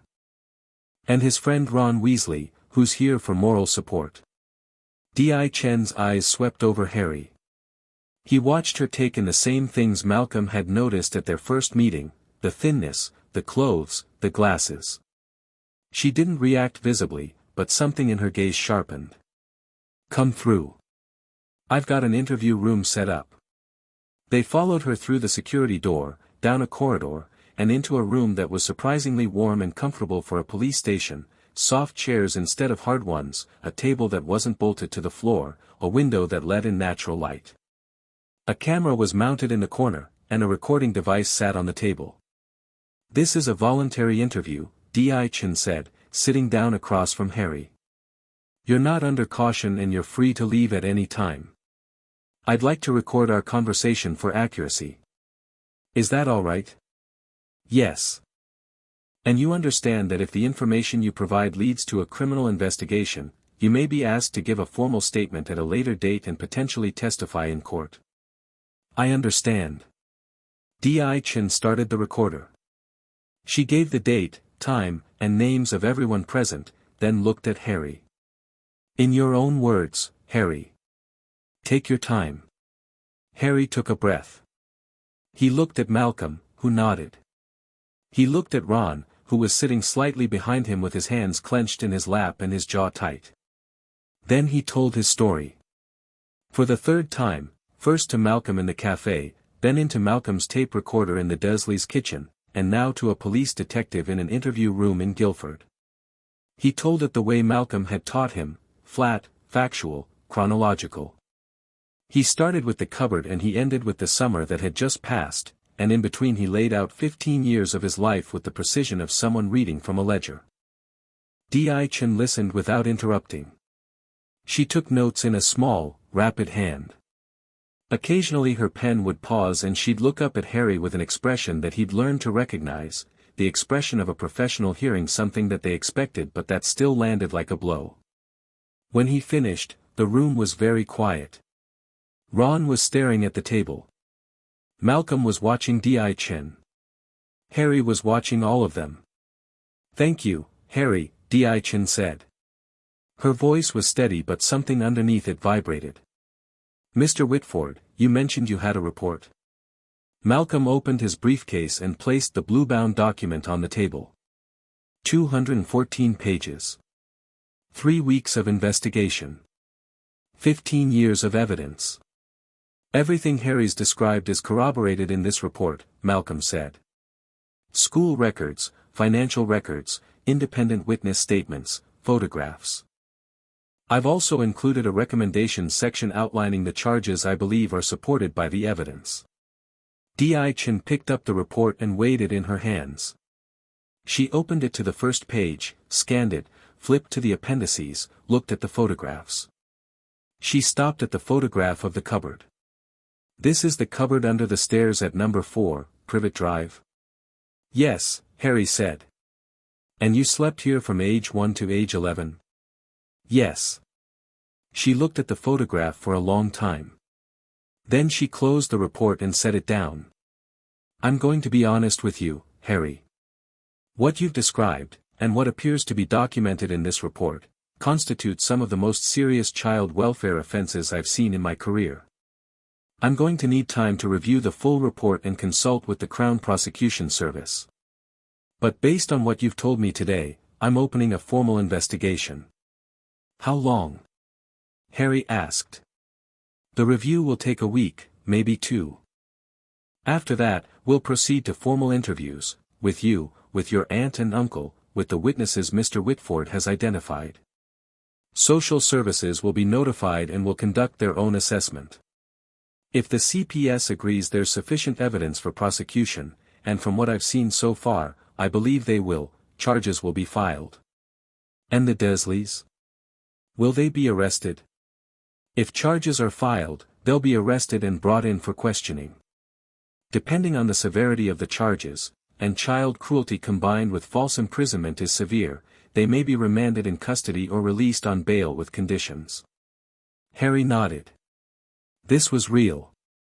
This was happening. 15 years of silence, and now a woman with a badge and a recorder was telling him that the people who'd put him in a cupboard might go to prison. I need to ask, Di Chen said. Your school, this boarding school in Scotland. What's the name? It's a private institution. Very small, very discreet. They value their privacy. I'll need to contact them. If they were aware of your living conditions and failed to report them, that's a safeguarding failure. I understand. I can provide a contact number for the deputy headmistress. She's the person most likely to cooperate. Di Chen raised an eyebrow. Most likely to cooperate? That's an odd way to phrase it. The headmaster is complicated. The deputy headmistress is more straightforward. I'll take both numbers, if you have them. Harry didn't have a phone number for McGonagall. He didn't have a phone number for Hogwarts at all, because Hogwarts didn't have phones. He needed to solve this problem before Diachin tried to call a castle in Scotland that, from a Muggle perspective, was an abandoned ruin with a sign that said danger, do not enter. I'll get them to you within the week, he said. I need to speak with the deputy headmistress first. Diachin studied him. She was good at her job. Harry could see her filing away the oddities, the gaps, the places where his story had edges that didn't quite line up. But she was also good enough to know when to push and when to wait. Within the week, she said. I'll need that contact information before we proceed to the formal investigation phase. You'll have it. They wrapped up. Diachin gave Harry her card, shook his hand, and told him she'd be in touch. Malcolm walked Harry and Ron out of the building and into the car park, where the three of them stood blinking in the sunshine like people emerging from a cave. That went well, Malcolm said. She believed me. She didn't just believe you. She was angry. A detective who's angry on behalf of the victim is a detective who's going to push the case hard. Ron spoke for the first time since they'd entered the building. Harry. His voice was rough. I've heard you talk about the Dursleys before. Bits and pieces, over the years. But I've never heard you, I didn't know about the measuring marks. On the wall. In the cupboard. I didn't know you measured yourself. It was something to do, Harry said. On my birthdays. It was the only way I knew time was passing. Ron turned away. His shoulders were shaking. Harry put a hand on his friend's back and let him have the moment, and Malcolm stood a respectful distance away and said nothing. When Ron turned back, his eyes were red but his face was set. Right, he said. What's next? Next, Harry said, I need to talk to McGonagall. And then I need to talk to Amelia Bones. Malcolm looked at him. Amelia Bones? Who's that? Someone in my community. Someone with authority. Someone who, if I'm reading her right, will be just as angry as Diachin when she sees what's in that report. You're planning to pursue this in your community's legal system as well. The Dursleys are Muggle, are ordinary people. The Muggle justice system handles them. But the people who placed me with them, the people who knew and did nothing, they're part of my community. And my community has its own courts. Malcolm absorbed this. You're fighting on two fronts. I've been fighting on two fronts my whole life. I'm just making it official. Malcolm shook his hand. Ron shook his hand. They parted ways, Malcolm to his car, Harry and Ron to the train station, and on the platform, waiting for the London train, Ron said quietly, Amelia Bones. She's the head of the DMLE. Are you sure about this? She's fair. She's honest. And her niece Susan told me once that her aunt took the job because she believed the law should protect everyone, not just the people in power. That's a nice sentiment. But the Wisingamot is full of people who think the boy who lived being abused by Muggles is either politically useful or politically inconvenient, and neither of those people want the truth. Then they're going to have a very bad day. Because the truth is in a police file in Guildford, and it's not going away. The train came. They got on. The Surrey countryside rolled past the window, green and golden in the July sun, and Harry sat with his hands on his knees and his heart beating steadily and thought about what he'd done. He'd walked into a police station. He'd told his story. He'd handed over the evidence.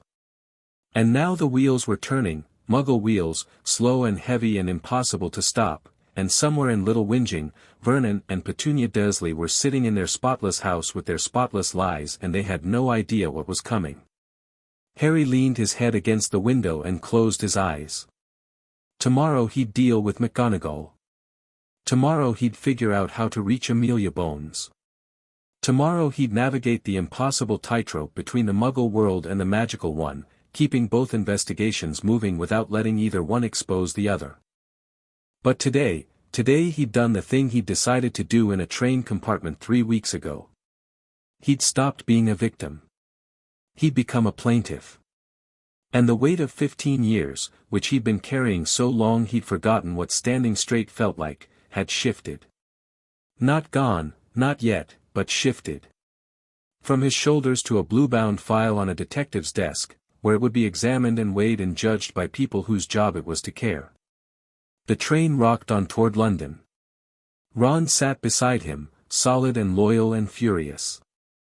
And Harry, for the first time since he could remember, felt something that wasn't hope exactly, but was close enough to see hope from where it stood. It felt like the beginning. Chapter 4, The Machinery of Justice. The owl found McGonagall at breakfast. Harry had written the letter at 2 in the morning, sitting at the Weasleys' kitchen table by wandlight while the house slept around him. He'd gone through 4 drafts before he got it right, too angry, too pleading, too formal, and finally something that was just honest. Professor McGonagall, I need to speak with you urgently about a matter that doesn't concern Hogwarts directly but will affect it. I need to do this in person, and I need to do it before you speak with Professor Dumbledore about this letter. I've filed a report with the Surrey Police documenting the abuse I suffered at the Dursleys' home for 15 years. The investigation is now active. The police will need to contact Hogwarts as part of their inquiries, and I need your help making sure that contact goes smoothly without exposing the magical world. I also need you to know that my Hogwarts acceptance letter was addressed to the cupboard under the stairs. You wrote that address. I'm not writing this to accuse you, I'm writing it because I think you already carry the weight of it, and I think you deserve the chance to help put it right. I can come to Hogwarts or I can meet you anywhere you choose. Please respond today if possible. Harry Potter. He'd sent it with Hedwig at dawn and spent the morning in the orchard pretending to practice spells while actually watching the sky. At 10:30, a tawny owl he didn't recognize swooped down and deposited a cream envelope in his hands. The seal was Hogwarts, but the handwriting was McGonagall's, sharp, precise, each letter formed with the aggressive clarity of a woman who considered illegible handwriting a moral failing. Mr. Potter, the 3 broomsticks. 2 o'clock. Come alone. McGonagall. Harry told Ron and Hermione he'd be back by dinner, flood to the leaky cauldron, operat to Hogsmeade with a crack that startled a flock of pigeons outside the pub. He'd been practicing, sighed along with Dumbledore had given him the feel of it, and desperation was an excellent teacher, and walked into the 3 broomsticks at 5 minutes to 2. McGonagall was in a private room at the back. Madame Rosmerta showed Harry through with a curious look that he ignored, and the door closed behind him, and there she was. Minerva McGonagall looked like she'd aged 10 years since the end of term. She was sitting at a small table with a pot of tea and 2 cups, and her face was drawn and pale and her eyes behind her spectacles were red-rimmed. She'd been crying. Harry had never seen McGonagall cry, hadn't been entirely sure she could, and it rearranged something inside him. She stood when he entered. She didn't sit back down. She looked at him across the room with an expression that contained so many things it would have taken an hour to name them all, and then she said, "Sit down, Potter," in a voice that cracked on his name. He sat. She poured tea with hands that trembled slightly, pushed a cup toward him, and sat down across from him. "I wrote that address," she said. July the 24th, 1991. I was preparing the acceptance letters for that year's incoming class. The quill of acceptance provides the student's location, it's enchanted to find them wherever they are. When I wrote your letter, the quill directed me to write, "The cupboard under the stairs, number 4, Privet Drive." I thought it was an error. I checked 3 times. The quill was insistent.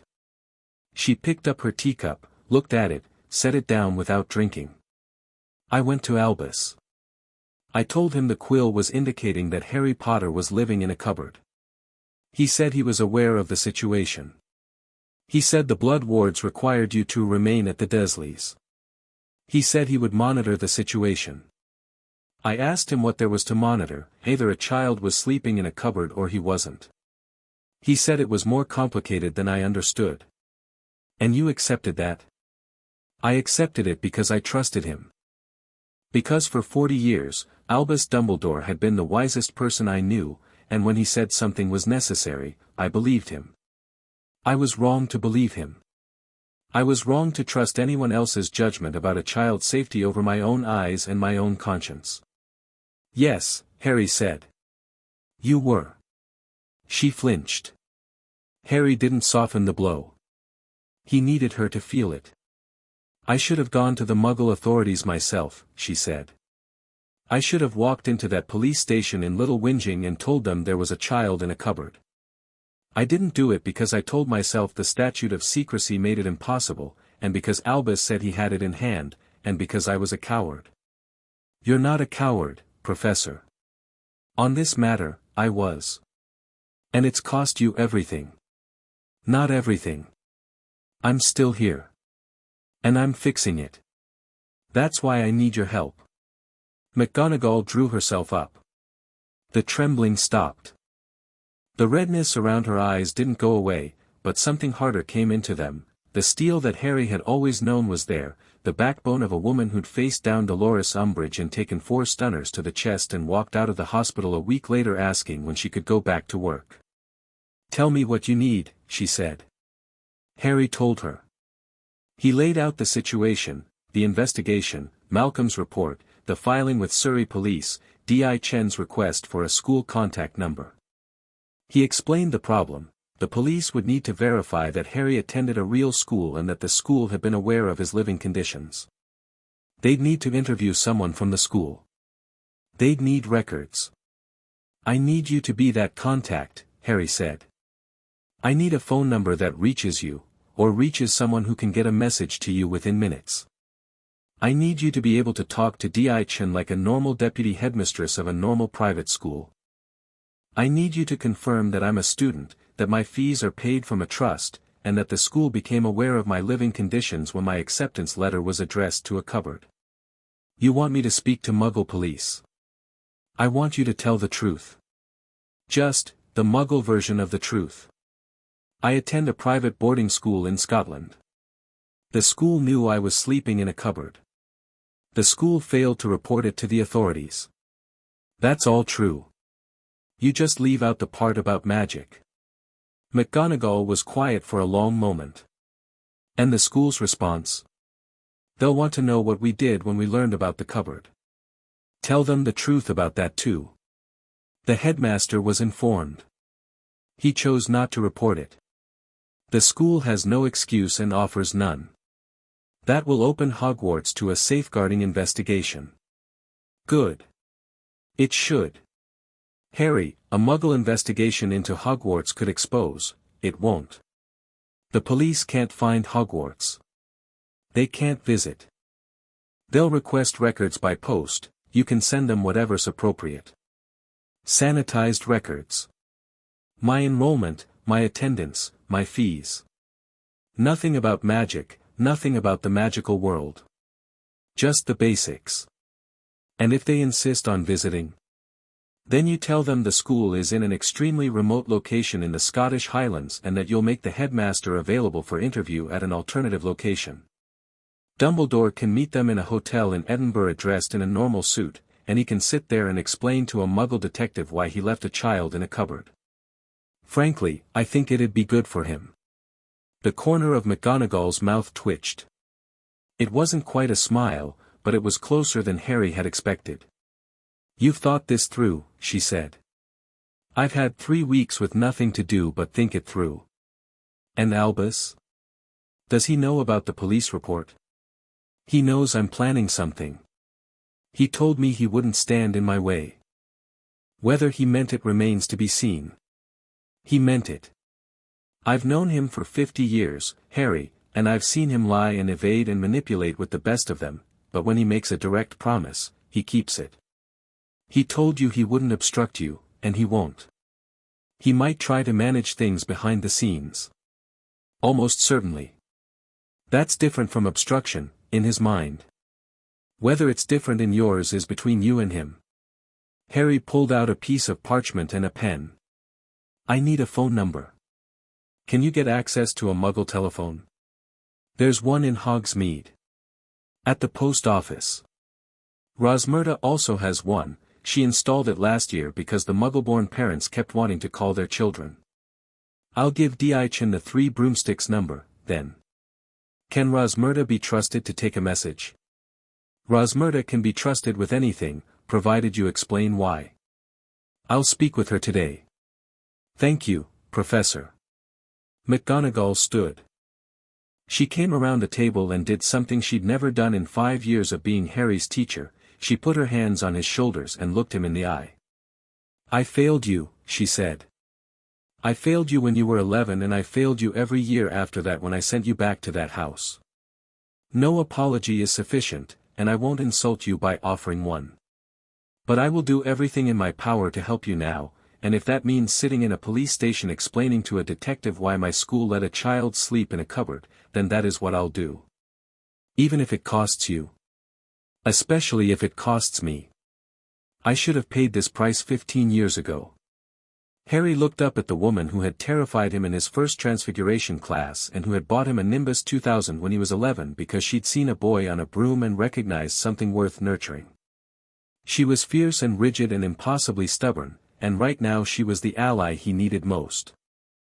There's one more thing, he said. I need to talk to Amelia Bones. McGonagall's eyebrows rose. Amelia? Why? Because the Ministry is going to find out about the Muggle investigation, and when they do, their first instinct will be to shut it down. Obliviators, memory charms, whatever it takes to protect the statute of secrecy. I need someone inside the Ministry who'll push back. And you think Amelia will push back? I think Amelia Bones is the head of the Department of Magical Law Enforcement, and I think she takes the law seriously, and I think when she reads Malcolm's report, she'll be too angry to do anything other than the right thing. You're making a large bet on the character of a woman you've met once. She gave me a fair hearing at my disciplinary trial when every other person in that courtroom wanted me expelled. That's enough. McGonagall considered this. I can arrange a meeting. Amelia and I were at Hogwarts together, she was 3 years below me. We're not close, but we respect each other. If I tell her Harry Potter wants to discuss a sensitive legal matter, she'll make time. Soon. It needs to be soon. I'll send an owl today. Harry left the 3 broomsticks feeling lighter than he had in weeks. The Hogsmeade High Street was quiet in the summer afternoon, most of the shops were open but unhurried, the tourist season not yet begun. He walked past Honeydukes and Zonko's and the road to the Shrieking Shack, and he thought about Sirius. I'm doing it, he thought. I'm fighting back. Not with a wand, although I've got one of those too, but with paper and evidence and the truth. You'd love this. You'd absolutely bloody love this. He operated back to the leaky cauldron and fled to the burrow and walked into the kitchen to find Hermione at the table with the Daily Prophet open in front of her and a look on her face that meant trouble. Harry. Sit down. What happened? Amelia Bones is dead. The world tilted. Harry grabbed the back of a chair. What? It's in the Prophet. She was killed last night. At her home. The dark mark was over the house. Harry took the paper. The headline screamed, Head of DMLE found dead, dark mark confirmed, Ministry in chaos. The article was sparse on details, murdered at her home, signs of a significant struggle, no witnesses. But the subtext was clear. Voldemort had killed the most formidable law enforcement officer in the wizarding world, and he'd done it to send a message. Harry sat down heavily. The chair scraped on the stone floor and the sound seemed very loud in the quiet kitchen. Amelia Bones. Fair. Honest. The woman who'd given him a fair hearing. The woman he'd been counting on to be his ally inside the Ministry. Dead. When? He asked. Last night. Sometime after midnight. While Harry had been sitting at this very table, writing his letter to McGonagall, Amelia Bones had been fighting for her life in her own home. While he'd been planning how to bring the wizarding world's justice system into alignment with the Muggle one, Voldemort had been eliminating the person best positioned to make that happen. He put the paper down. He breathed. He thought. This changes things, he said. Harry, I'm so sorry. I know you were counting on her. It changes things but it doesn't stop them. The Muggle investigation is already filed. That's beyond the Ministry's reach. But the wizarding side, the accountability for Dumbledore, the Order, the institutional failures, I need a new approach. Who replaces her at the DMLE? I don't know. Whoever it is, they'll be political. Scrimgeour's running the Ministry now and he'll want a loyalist. Ron came in from the garden, saw their faces, and stopped. What? Amelia Bones, Hermione said quietly. Ron went white. No. Last night. Ron sat down. The three of them stared at the newspaper and the black-and-white photograph of a stern woman with a monocle who had believed in the law and was now dead because of it. Rufus Scrimgeour will take over her functions personally, Hermione said, thinking out loud. At least temporarily. He was head of the Auror office before he became minister. He'll want to project strength. Scrimgeour's a politician, Ron said. He won't care about Harry's case. He'll care about how it looks. Then we make it look like something he needs to care about, Harry said. If the Muggle investigation becomes public, if the Daily Prophet finds out that the boy who lived was abused by his Muggle guardians while the wizarding world did nothing, Scrimgeour will have to respond. He can't afford to look like he's covering it up. You want to leak it to the press? Not yet. But I want the option. Rita Skeeter owes Hermione a favor, and the Prophet would kill for an exclusive about Harry Potter's childhood. Hermione looked uncomfortable. Using the press as leverage is exactly what Dumbledore's been doing for years. Exactly what Fudge did when he wanted to discredit me. The difference is, my story is true. I don't disagree. I just want us to be strategic about timing. If we leak too early, the Ministry will circle the wagons and we lose the element of surprise. If we wait until after the Muggle charges are filed, the Ministry can't deny the facts, they'll be on public record. So we wait. We wait. But we prepare. Harry nodded. The loss of Amelia Bones was a blow, a serious one. She'd been the linchpin of his wizarding strategy, the person with enough authority and integrity to force the magical world to reckon with what had happened. Without her, he'd need to find another way in. But the Muggle side was solid. That was the foundation. Everything else was built on top of it. 2 days later, Harry received a message from Di Chin via Malcolm. She'd completed her initial review of the report and was ready to move to the next phase. She had questions, many questions, and she wanted Harry to come in for a formal video-recorded interview. More importantly, she wanted to visit number 4, Privet Drive. She's bringing a team, Malcolm told Harry over the phone. Herself, a detective constable, and a social worker from Surrey Children's Services. They want to see the house. They want to see the cupboard. And they want to interview your aunt and uncle separately. When? Thursday. The day after tomorrow. I won't be there. You don't need to be. In fact, it's better if you're not. The social worker can assess the home without the complication of the child being present. But I'll be there. I'll document everything. What about the Dursleys? They don't know this is coming. That's by design. Unannounced visits are standard in child protection cases. It prevents the subjects from preparing, cleaning up evidence, coordinating stories.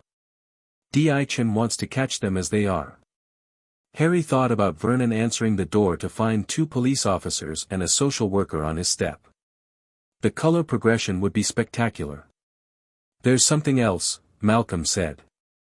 Di Chin wants to interview the neighbor. Mrs. Fig.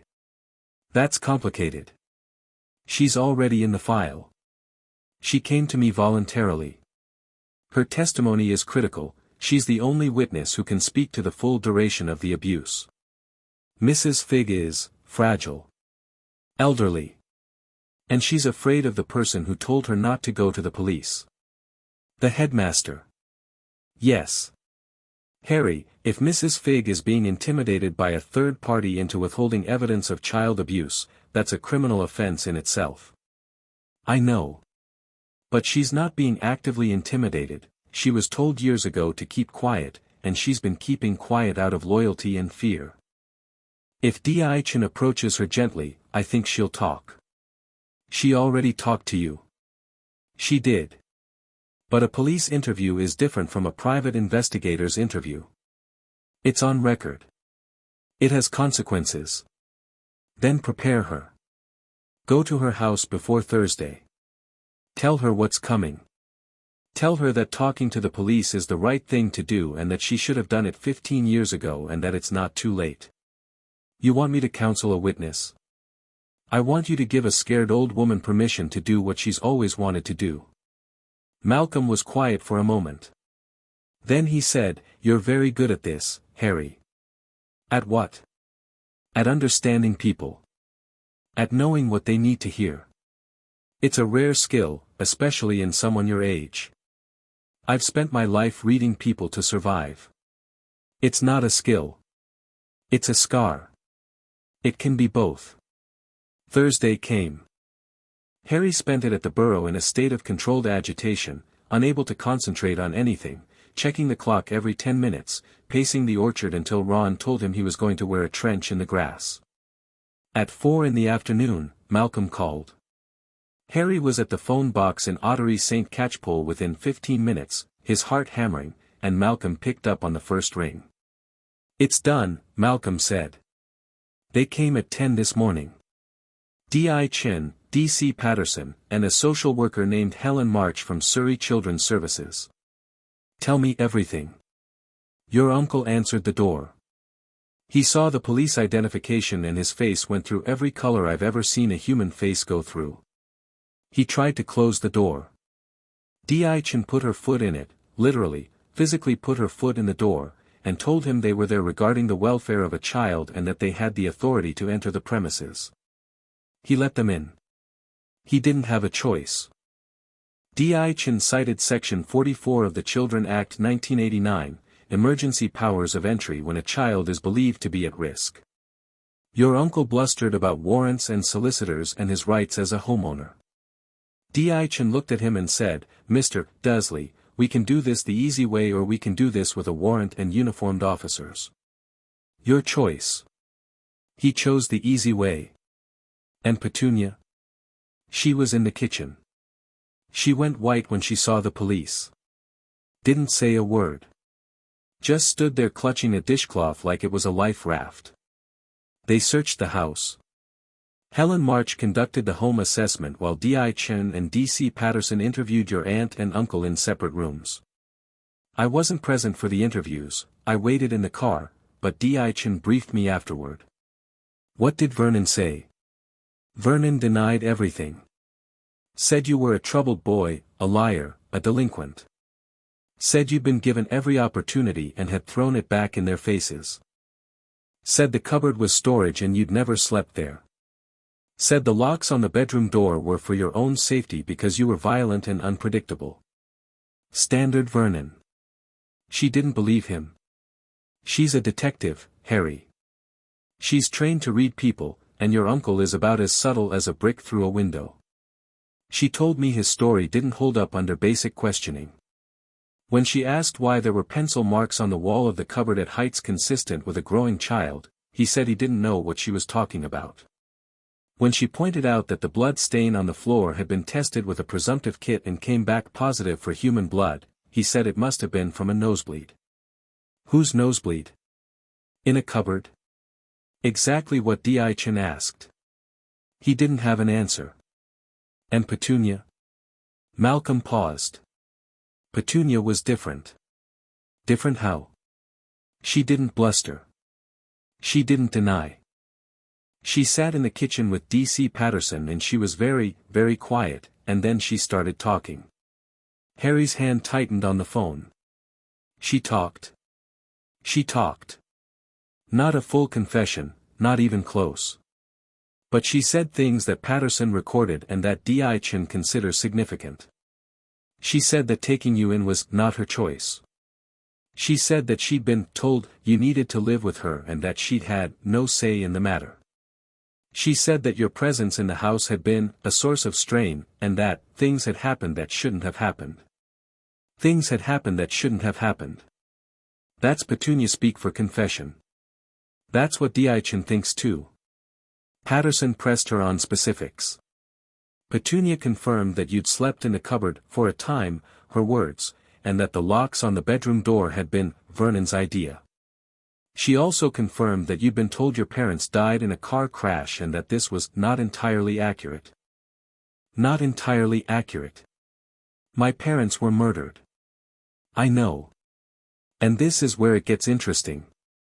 Patterson asked Petunia how her sister actually died, and Petunia said, and this is a direct quote from the recording, she was killed by one of her lot.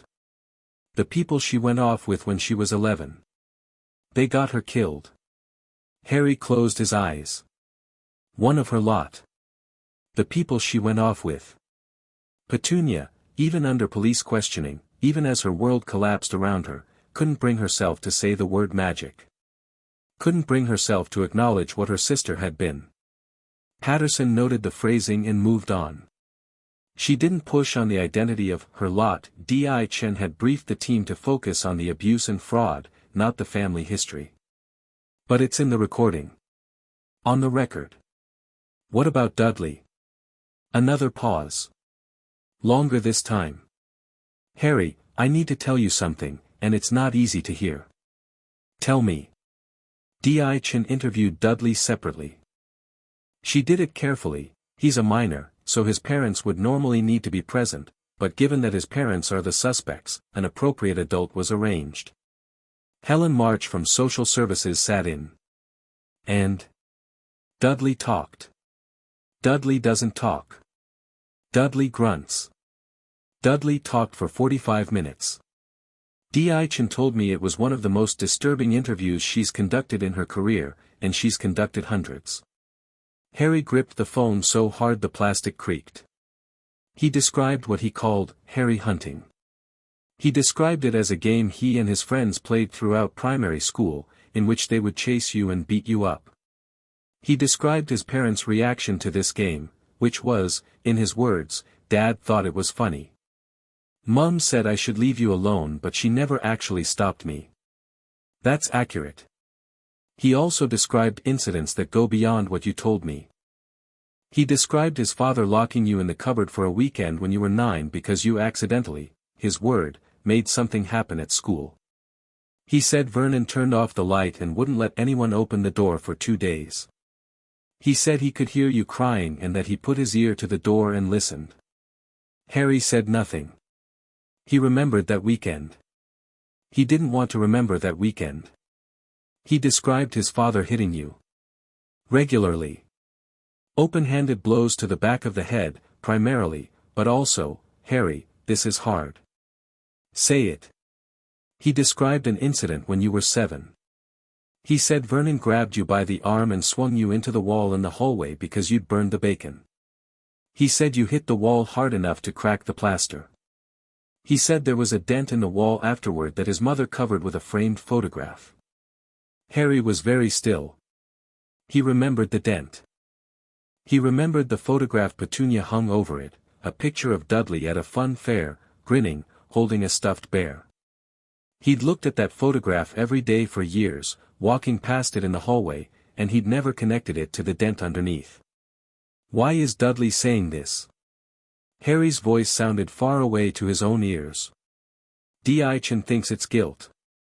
She says he presented as a teenager who's been carrying this for years and has never had anyone ask him about it. She said he cried through most of the interview.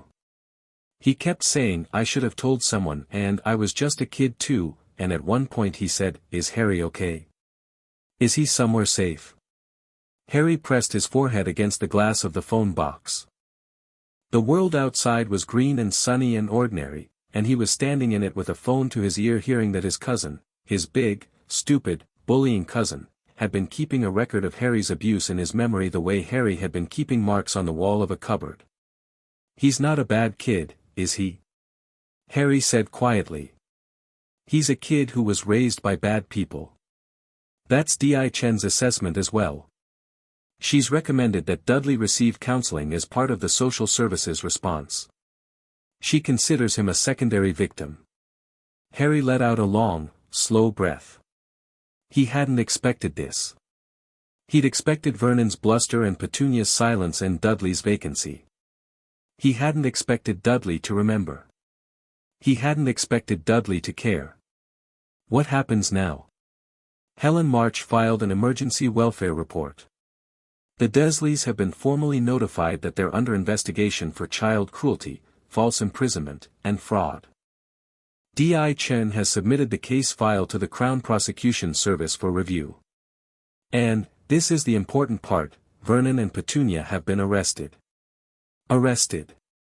Arrested, interviewed under caution at Guildford Police Station, and released on bail pending further investigation. Their bail conditions include, no contact with you, no leaving the country, and a requirement to surrender their passports, though as you noted, Vernon doesn't have one. They've been arrested. Harry said it again because the words didn't feel real. After 15 years. After the cupboard and the locks and the cat flap and the hunger and the hitting and the relentless, grinding cruelty of it all. Vernon and Petunia Dursley had been placed in the back of a police car and driven to a station and sat in chairs and told that they were suspected of crimes against a child. Harry. Are you alright? Yeah. I'm alright. I just need a minute. He stood in the phone box and breathed. In and out. The summer air was warm and smelled like cut grass and something floral. A car passed on the village road. A bird sang. The world continued. Malcolm. I'm here. Thank you. You don't need to thank me. I do. Because 3 weeks ago I was a kid in a phone box with a number I'd found in a directory, and you could have told me to sod off and call social services, and instead you came to a cafe and you listened and you believed me and you built a case that just got 2 people arrested. So thank you. Malcolm was quiet for a moment. When he spoke, his voice was rough. My daughter's about your age. She's 15. She lives with her mother in Bristol and I see her every other weekend and she's the most important thing in my life. When I sat in that cafe and listened to you talk about the cupboard, I thought about my daughter, and I thought about what I'd do if someone put my child in a cupboard, and the answer was I'd burn the world down. You don't have anyone to burn the world down for you, Harry. So I decided I'd do it instead. Harry leaned against the glass and closed his eyes and felt something enormous and warm and terrifying move through him, the sensation of being cared for, simply and directly, by someone who expected nothing in return. Now, Malcolm said, clearing his throat. Mrs. Figg. What happened with Mrs. Figg? I went to see her yesterday, as you suggested. I told her the police were coming. I told her it was time. She cried. She showed me a box of letters. Harry, this woman has been writing letters to the headmaster for years. Dozens of them. All expressing concern about your welfare. All asking permission to contact the authorities. She kept copies. She has copies. Handwritten copies. Meticulous. Dated. Going back to 1985. And the responses? She burned them. She said she was told to. But the copies of her own letters are devastating. They describe a child in distress. They describe what she saw when she babysat you. They describe your weight, your clothes, the bruises. And they describe, again and again, her being told to stay silent. By Dumbledore. By the headmaster. She still won't name him directly. But when Di Chen interviews her, and she's agreed to be interviewed, the letters will be submitted as evidence. Those letters prove that someone outside the Dursley household knew about the abuse and actively prevented it from being reported. Yes. And that's a crime. Conspiracy to conceal child abuse. It's serious, Harry. If I could identify this headmaster and bring him into the Muggle investigation, you can't. I've told you that. He's beyond the Muggle system's reach. Nobody should be beyond the system's reach. I agree. And I'm working on it. The other channels I mentioned, they're in motion. Or they will be. He thought of Amelia Bones, dead in her home, the dark mark floating above her like a sick green joke. They've hit some complications. Anything I can help with? Not with this. It's in my world. I'll handle it. They said goodbye. Harry hung up and walked back to the burrow, and the walk took 20 minutes but felt like 20 seconds because his mind was racing. The Dursleys had been arrested. The case was with the CPS.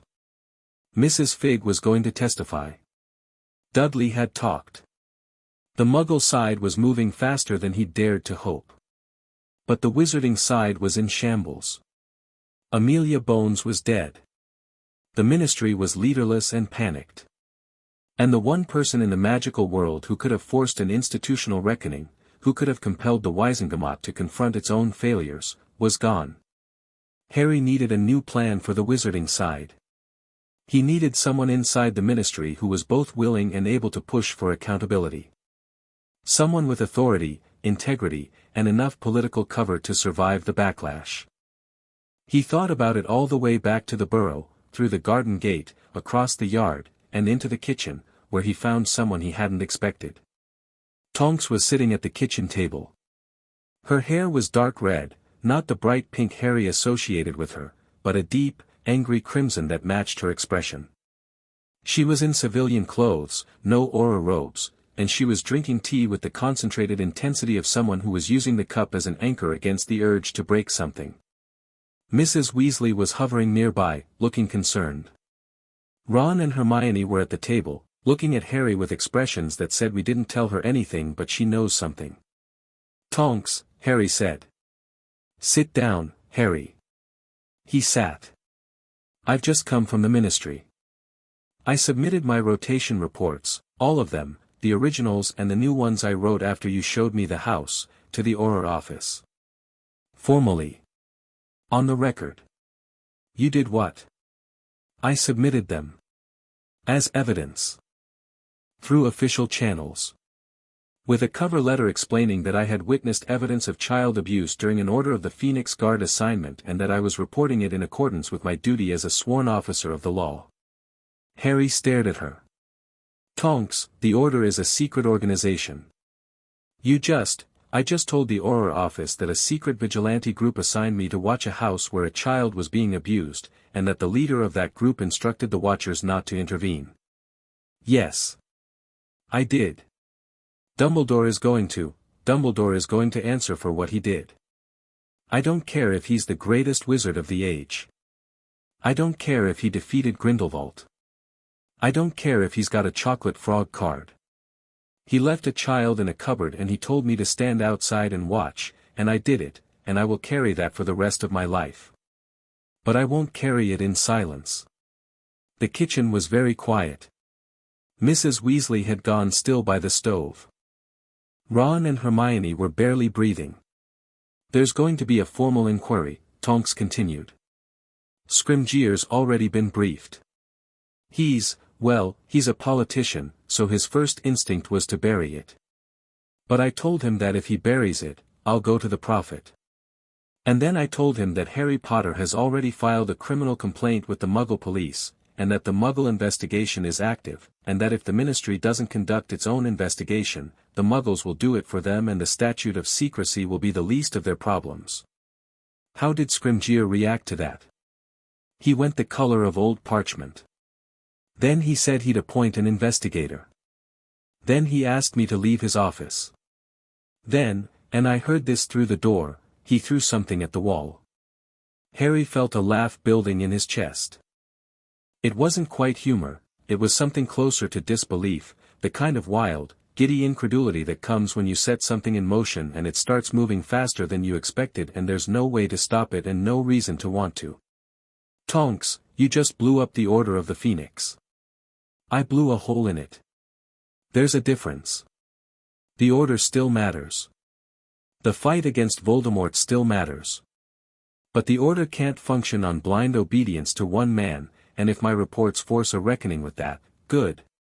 Dumbledore will see this as a betrayal. Tonks set her cup down. Then he should have treated you better. Mrs. Weasley spoke. She'd been standing by the stove, very still, for the entire conversation, and when she spoke, her voice was the voice of a mother, not warm, not soft, but hard and cold and dangerous. What cupboard? Everyone looked at her. What cupboard, Harry? What is she talking about? Harry looked at Molly Weasley. She was standing with a wooden spoon in one hand, and her face had gone perfectly white except for 2 spots of color high on her cheeks, and her eyes were blazing with something that Harry recognized because he'd seen it once before, in the Department of Mysteries, when she'd faced down Bellatrix Lestrange. The Dursleys had a cupboard under the stairs, Harry said quietly. I slept in it until I was 11. It was my bedroom. The wooden spoon snapped in Molly's hand. She didn't seem to notice. You slept in a cupboard. Her voice was barely above a whisper. You slept in a cupboard and Albus Dumbledore knew, and he sent you back there every summer, and he told me, that you were safe and well cared for and that I shouldn't worry. Mrs. Weasley, he told me you were fine. He looked me in the eye at order meetings and told me you were fine, and I believed him because he's Dumbledore, and I thought if anyone could be trusted with a child's safety. She stopped. She put the broken spoon on the counter. She crossed the kitchen in 3 strides, pulled Harry out of his chair, and wrapped her arms around him so tightly that he couldn't breathe. I'm sorry, she said into his hair. I'm sorry, I should have pushed harder, should have gone to that house, I should have taken you home with us every summer, you couldn't have known. I should have known. I'm a mother. I saw those bars on your window when the boys came to get you in the flying car. I saw them and I was angry and Arthur was angry and we talked about it and then we let Dumbledore reassure us and we moved on. We moved on. How did we move on from bars on a child's window? She was crying. Harry stood in her arms and let her cry and felt, for the first time in this entire process, the burn of his own tears threatening. Not because of the cupboard. Not because of Vernon or Petunia or the locks or the hunger. Because of this, a woman who considered him a son, weeping because she hadn't saved him. A room full of people who cared about him, sitting in stunned silence because they'd just learned the truth about his life. He pulled back gently. It's all right, Mrs. Weasley. It is not all right. It will never be all right. And Albus Dumbledore is going to hear from me. He's going to hear from a lot of people, Tonks said. But the most important thing right now is that he hears from the right people, through the right channels, in a way that creates accountability rather than just anger. I don't want accountability. I want to hex his beard off. Mum, Ron said, and his voice was strange, thick and rough and very young. Mum, can we just, Harry hasn't had dinner. It was such a perfectly Ron thing to say that it broke the tension like a stone breaking a window. Hermione laughed, then cried, then laughed again.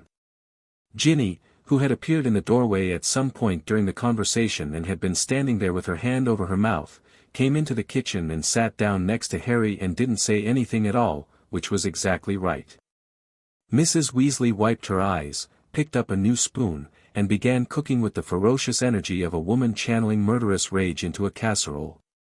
Tonks stayed for dinner.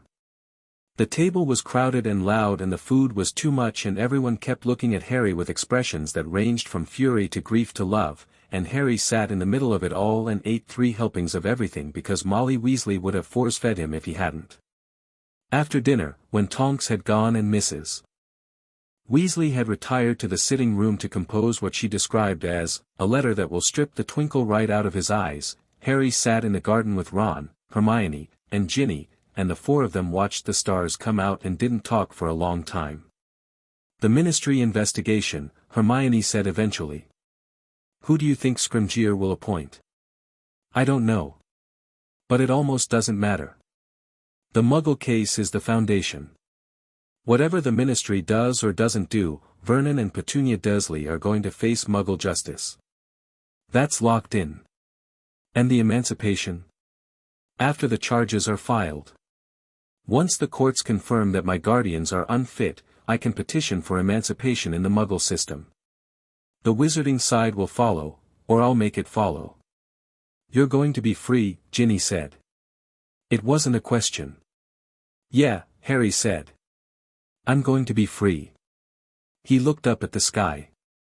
Sirius, the star, not the man, but also the man, was bright above the tree line. It's strange, he said.